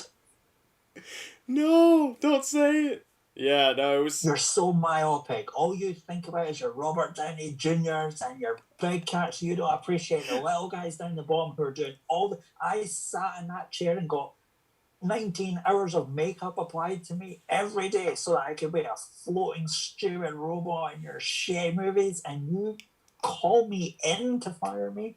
No, I'm firing you. Good day, sir. We were gonna. Okay, so I guess we're gonna call up the guy that played Abe Sapien. He can do it. Oh yeah, he's been Star Trek these days. Although the future of that is. Is he? Yeah, he's Doug Jones. Jones. I was almost going to say Doug Bradley there, but he's Yeah. Pinhead. Um, he's he's a little bit wider than Doug Jones. Just a little bit. Doug Jones Yeah, is fantastic. He's the captain of the USS Discovery. Really? So you've been in Star Trek. So it's the new show? Yeah, the new show is called Discovery. Is it good? Or I don't know if it's coming back for season 4. So are you a it's are you a Star Trek fan? Oh yeah, I'm a huge Star Trek fan. No kidding, really? Yeah. Oh my gosh, I never knew that. Well, no one really is, so it doesn't really get talked about anymore. Well, it doesn't come up. There's no good figures. There's no good TV shows. There's no good movies anymore. So no one really cares. It's not very current, but yeah. I think Star Trek is timeless, though. I think it's one of those things where you can't ever. I don't know. It's always going to be there. It is timeless, but then when they try and bring it back for a modern audience, it doesn't. It's awful. It doesn't work. Yeah, everybody's now it's Captain Picard, but he's got a leather jacket and a gun. Oh no! Oh, was that the show? Was that called Picard? Was that the name of that show? They did Picard. Was it good? They did Picard. I really enjoyed, like, the same way I felt about The Last Jedi. Like, when I'm watching it, I'm like, this is great. And then afterwards, when I'm lying in bed at night, I'm like, that destroyed everything that I enjoyed about it. It's like Matt and I go back and watch like old episodes of Star Trek: The Next Generation, and we're like, "Oh, remember when Captain Picard was a nice person and it was all good?" Yeah. Oh man. It's a spoiler now, but Picard's been out long enough. He's a robot now. Captain is he a Borg? No, So Captain Picard died, and they put his consciousness in a body like Commander Data. Oh, okay. So he's now in a. Oh God! Captain Picard's like, how did they explain? He's a robot. I remember seeing Data in like the previews or something like that. How did they explain his? Did they or did they just why his face slid down to his navel? I mean, Data was always supposed to age. Okay, yeah, you're right. Yeah, or he could. I mean, he chose to. That wasn't the worst thing about it. Was Data? Last time we saw Data, he exploded. He died in the last Next Generation movie. Yeah. So when they're showing him again, it's like he's in a dream, and it's like, so they have to put young makeup on him, because he's not supposed to have got old. That's if he had just been old Data, that would have been fine. No. But he's supposed to be them remembering Data, and it's like, and he's speaking like an old man, kind of whistling through his teeth. It's like, no, just embarrassing. So, oh dear, I don't know. Well, did you happen to get those? You never got the Mezco figures? Didn't they have a Mezco Spock? They did Mezco Spock. Kirk. Did they do Bone? And then they did Sulu, weirdly. I was like, they did Sulu? I don't. Yeah, I think they did the Sulu. I would have bought Bones. I would have bought Bones in a heartbeat. Like Doc. Doc would have been. Yeah, that's kind of weird. It's hard with Star Trek because, there's so many characters and they're never going to do them all because they're never going to be that popular. Yeah. So. Did you like the J.J. Abrams Star Trek movies? I liked 1 and 3. 2 was quite bad, but okay. Yeah, they were fine. I especially liked 3. I thought it was really good. Did 2 have Star Trek Beyond? Is 2 when Benedict came in, or was he in 1? Yeah, he was in 2. He was Khan. Yeah, which was a weird casting replaced choice. Ricardo Montalban. Yeah. Yeah. And that was when at the end of the movie, Spock got so angry that he was punching Khan in the face over and over again. I was like, oh, this is what I want to see from Mr. Spock, I guess. Just Mr. Spock is punching someone in the face that's over what we and needed over to see. and over. I never saw the third movie then, so I probably need to watch, because I really like the first one. I think Chris Pine is just great. Yeah. I think he just seems, he's just, every time he's in a movie or involved in something, I was like, yeah, you're a joy. I just enjoy that. That's good. Okay, Did not know. I wasn't sure about any of that other stuff. In your chat, Saturn's Core keeps asking us about. Oh, Witcher. I think he's making 3D prints of The Witcher, and he's Oh, asking us what we feel about those figures. okay. I have no opinion or interest, to be honest. I played the game. I played The Witcher 3, but I would figures don't care. I would much like to have them, at least find them, just because I'm a giant Geralt fan. I love those books. I like the game. The show's fun too. I guess I'd have to see the 3D prints. The thing, the problem I have is that it's a 7-inch figure. Like God, the McFarlane stuff is like his head looks like it's down here on his body. The head looks a little soft. Like it doesn't look. The head looks like if you could 3D print a better head, then I think you'd really be in business. Because that thing doesn't look right. But I don't know. I don't know, man. McFarlane's kind of like. There's worse and then there's better. I would rather a company like Mafex make a Witcher figure or Figma or something like that. That would be cool. Like, did you play Ghost of Tsushima, Craig? No, I didn't. I want to, but I haven't. Okay, that's a 10, easily a 10. That's fantastic. But I think Figma's making the main character. A figure of him. I think. Which I was like, yeah, I'll buy that. So I wish they would do something like that with The Witcher. I don't know how. I guess that must be Warner Brothers must own. Do they own the rights? I guess they must own the rights to The Witcher, which is weird because it was on Netflix. I don't know how that works. I don't know if that's the. I don't know. I haven't looked into it that deeply, but I would be excited if it was like a. I don't know, like a line that's not known for making 95% Batman figures. Right. Like, because I'm a big Mortal Kombat fan and I've been buying a few of those. I jumped on Storm late because they started making Mortal Kombat 3 figures and that's my favorite Mortal Kombat. So I was like, cool, I'll collect that line. I've been burned by Mortal Kombat so many times, figures. I'm like, oh my god, I swear if they don't make Kano or and it looks like if it's not a ninja, apparently it's just really hard for Storm to make it. I don't know why. If it's just like to reuse stuff over and over, repaint it. What did you think of the Mortal Kombat trailer? I'm excited. I'm actually excited to watch it. I think it's as exciting as the first movie was. It doesn't look like it's not going to break any new ground. It looks like if you're a fan think it looks trash. Really? I thought it looked like a fan service to Mortal Kombat. What else? The only thing that I could complain was this Cole character that's been shoehorned into the movie. Right. But everything else looked like it looks like a really good fan film. Yeah, I don't know. I mean, that's the feeling I got from it, like a fan film. Did we need this? Did we need a Mortal Kombat movie? No. I mean, I just think they just do the first one again. I just think that setup, like, so many just characters. I don't know. I just think the first one needs polished up and made better, not this thing. Yeah, I don't know. We'll see what happens. Man, the game. I mean, ever since like they went with the NRS, like 9 was going in such a great direction, and then that last piece of the story, I was like, whoa, why are you rewriting stuff? Don't do that. Right. You don't have to. And then X hit, and I was like, what is this? Which seems like it's completely been retconned already. Like everything doesn't matter. And then 11 comes out, and I wanted to punch a hole through my TV screen because A, Ronda Rousey, and B, killing my character. I was like, really? I was like, get out of here. Like, and then Ronda Rousey killing my character. I was like, get out of here. I was like, Jesus, no. And then they do like, the DLC was awesome. With Kerry Tagawa coming back. I love... Yeah. Oh, so that's a perfect one to talk to you about.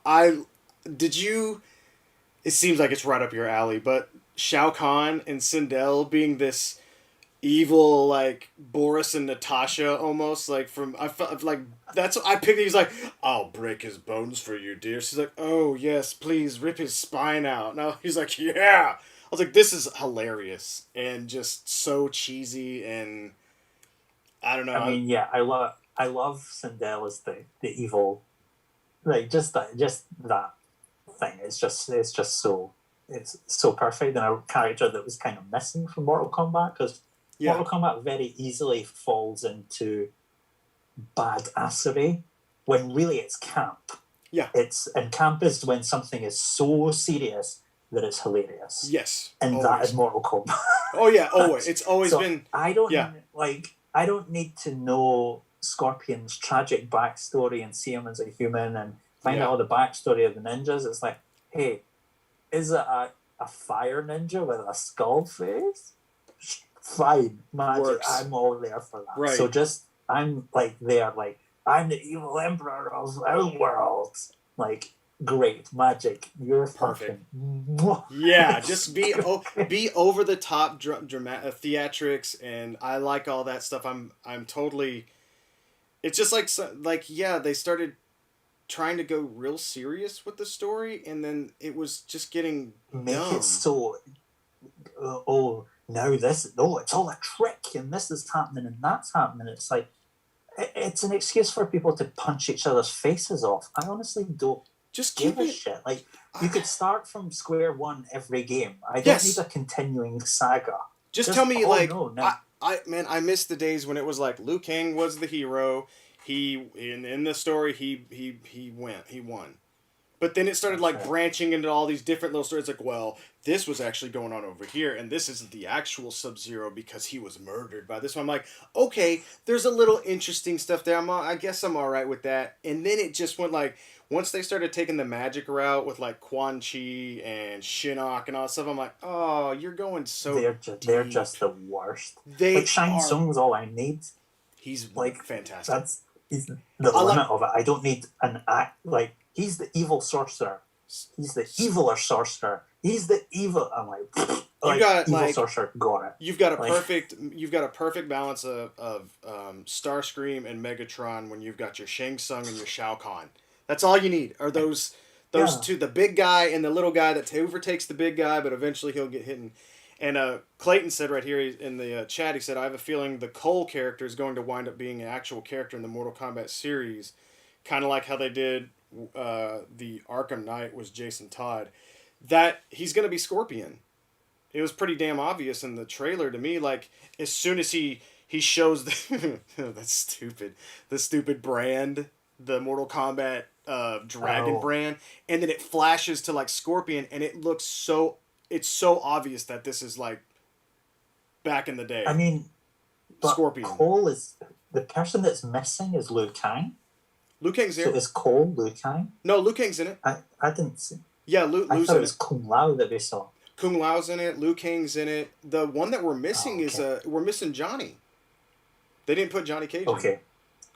So maybe he's going to be Johnny Cage. Yeah, I don't But, know. I think he's gonna be another Scorpion. I think he's gonna be like reincarnated, some stupid story like that. When they made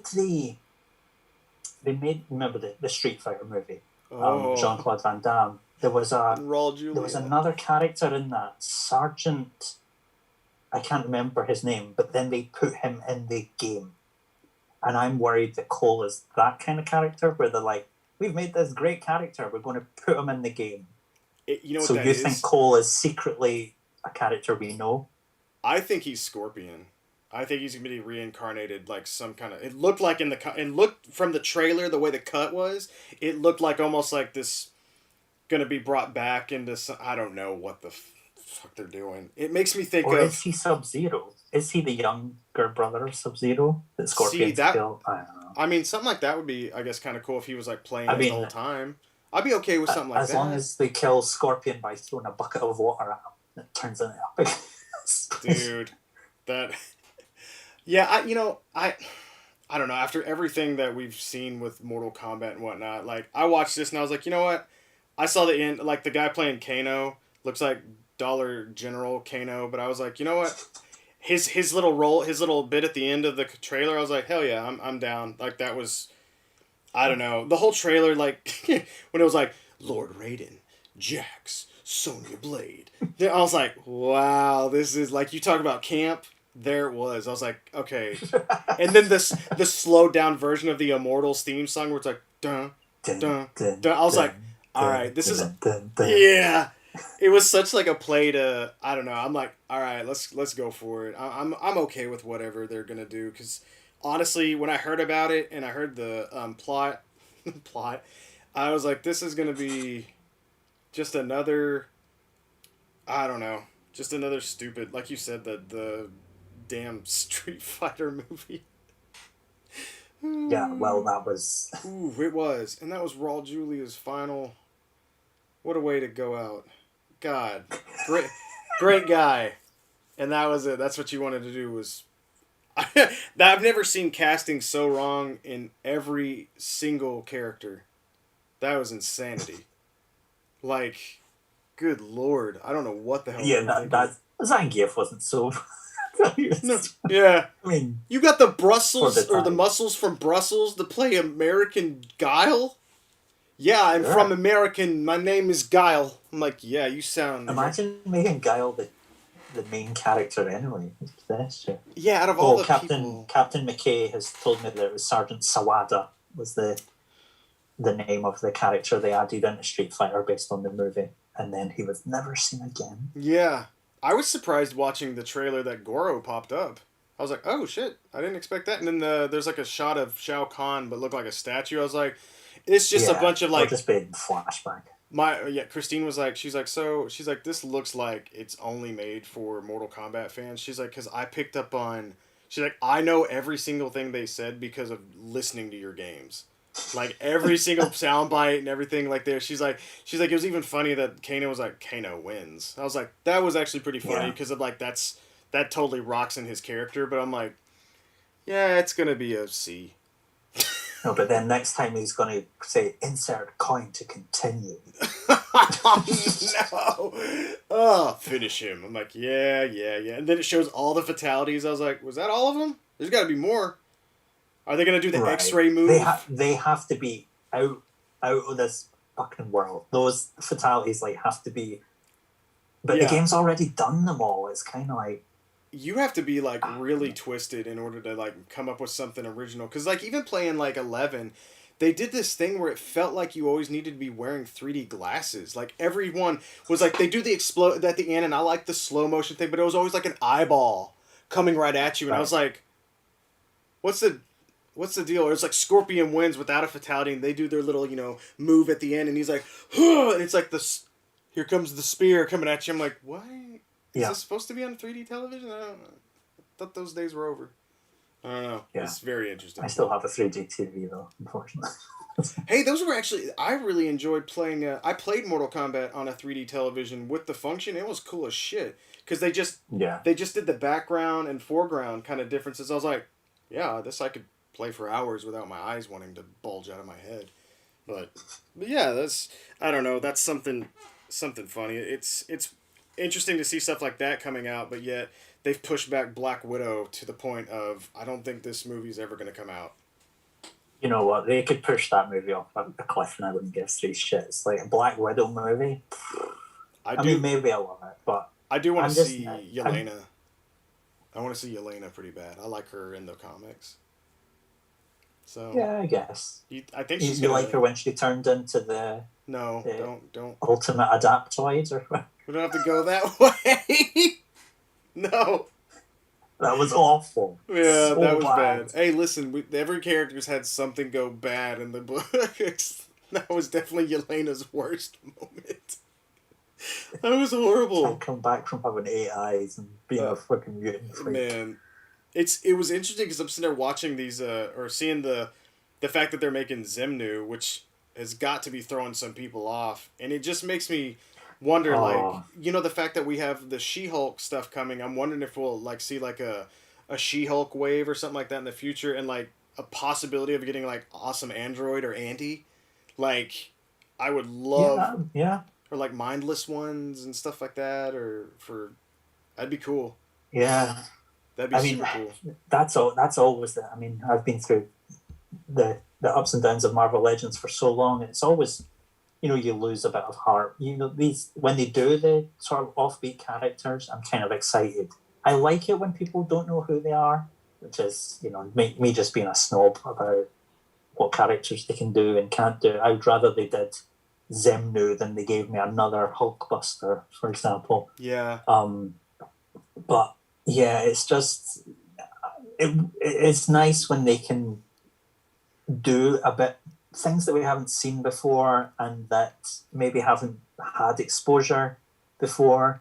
So I like seeing that. But yeah, just you see people just go, oh, who the fuck's that? What a waste, or that kind of thing. I'm like, Yeah, it's not a waste. It's like, come on, man, just go read about it.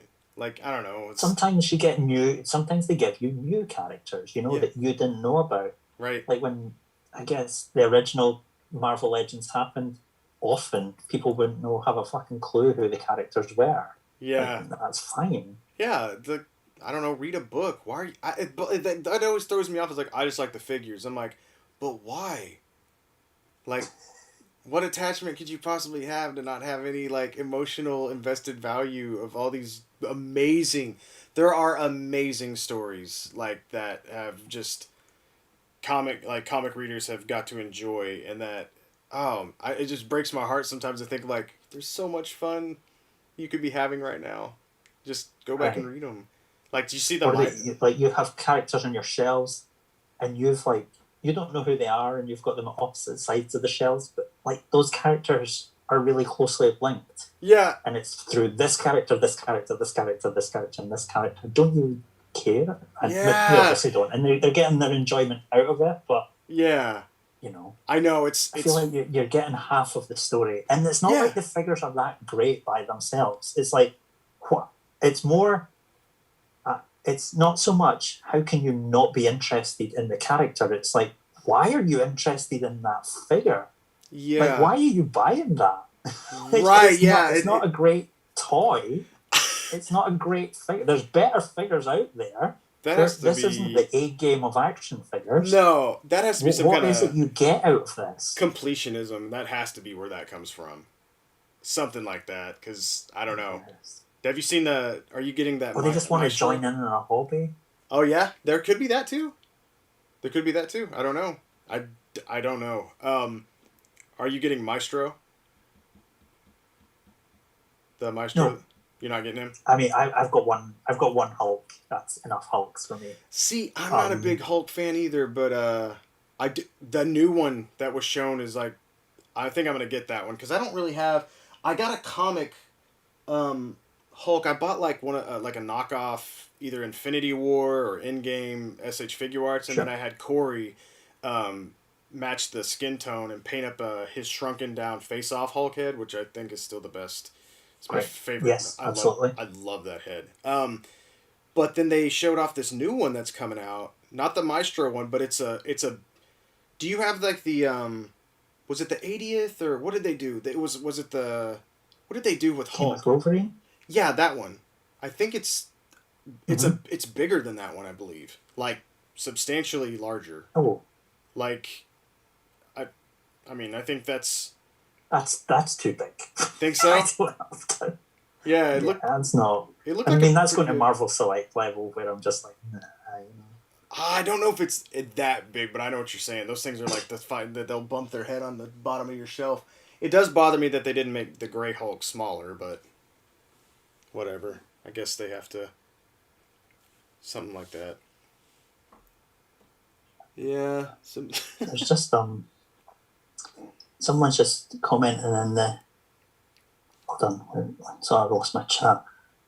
Jesus David Martinez Silveira says, I like Zemnu. It's a shame they cheaped out on the mold. He is not supposed to have a belt. He has two. He does have a belt. In fact, the centerpiece of him is android. It's like a cyborg thing. He's kind of like a cyborg alien Sasquatch. He's like an old Hulk. The center part of him. Yeah, he's an old Hulk villain, right? I think he was the first. I think in the very first story of him, he was called the Hulk. Yeah. Like that, back in those old like Amazing Fantasy stories where there'll always be an alien comes down and that's where Groot first came from. Mm-hmm. So I think he was called the Hulk in that, the Hulk from space or something.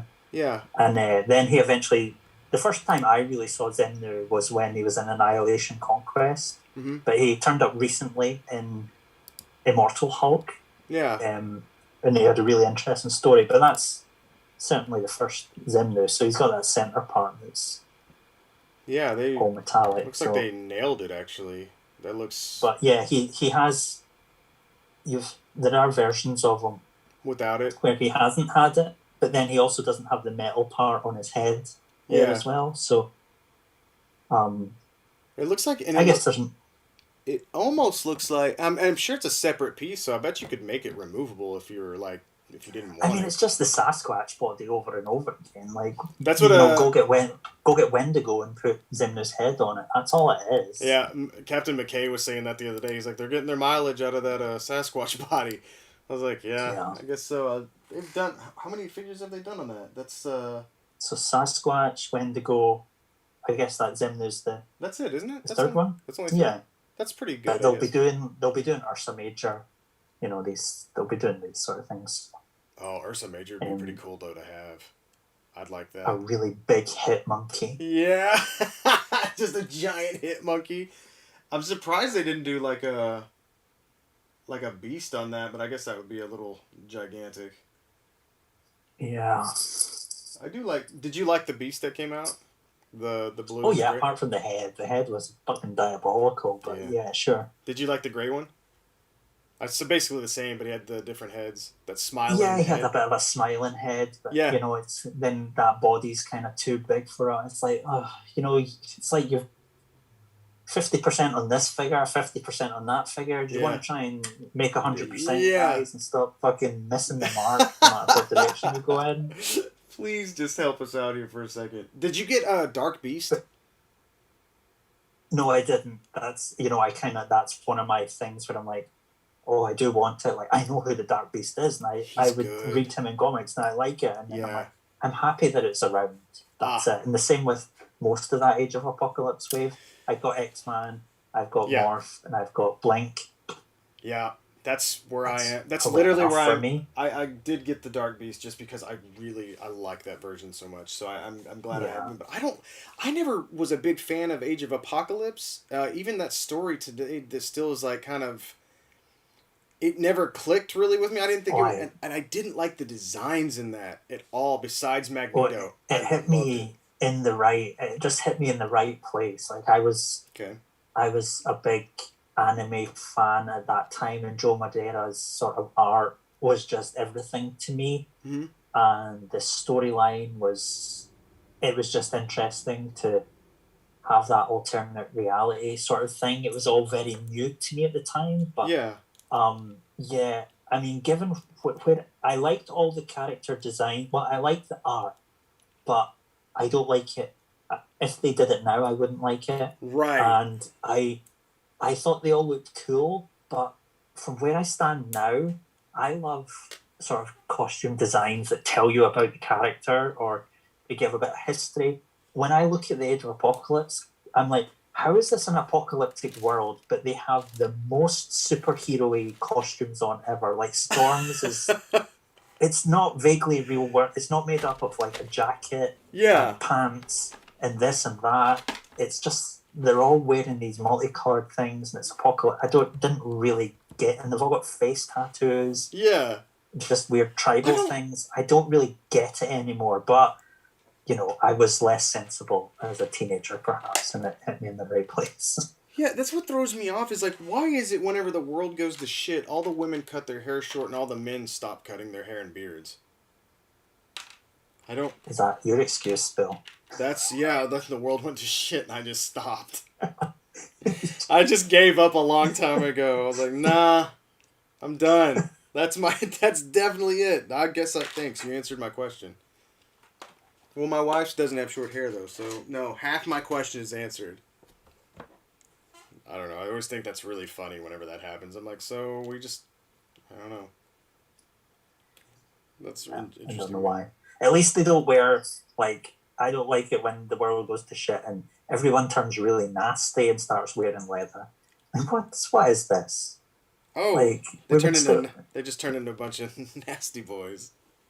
Yeah. Well, man, Craig, it has been awesome talking to you today. I just want to thank you for spending so much freaking time with me and everybody today. Oh my And goodness. Is that 4.5 hours? that's what happens. No, what, 5 hours? That's 5. That's a solid 5. Look at you. Oh my goodness. I just we had a lot of catching up today. I hope everybody enjoyed this today. Yeah, it was great. Just great having you on here. I hope you enjoyed just speaking your mind, because everybody needed to hear it, Craig. I always speak my mind. I did have some requests from my Instagram that I didn't quite get to. Oh, Someone go ahead. asked us. No, you don't want to get to this.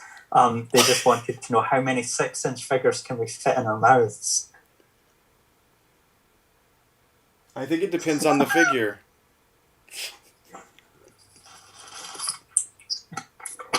I thought you were gonna. No.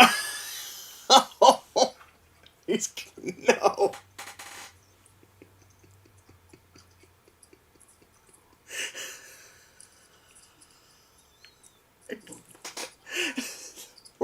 Is that 5 Wolverines? No, I can't. Sorry, I gagged on my 4th Logan. Oh my god. No. It was 4. So we went up to 4. These will be on eBay later. So These Craig. Yeah. So it's either 4 Wolverines or just 1 Kingpin. So it's up to you. You're like, man, that's a lot of Logan. That's how COVID gets started. Everybody, Yeah, Lick Factory made the figures from China. Oh my god. Well, on that note, I hope everybody enjoyed watching Craig stick a bunch of 6-inch objects into his mouth. Into my orifice. I can take 4 at once, everyone. No. This has gotten all right. Now we're out of the morning crowd. Now it's after 5. Things have obviously gotten a little wild in here. No, but seriously, thank you so much. Yeah, thank you, Craig. It's just been too long. I haven't talked to you in forever. So, somebody said you could fit more. No. I was gagging on that. Like, it was close to. Yeah, like it was close to actual vomit. a little claw tickled his uvula, and that was gonna be it. I mean, if I take my pants off, I could manage. This is why these are here, to remind me to keep them on. To make sure there's no accidents. No. All right, guys, we are going to part ways now with you. Thank you for showing up. Craig's going to keep on doing whatever it is Craig does, because apparently Craig does it all at this point.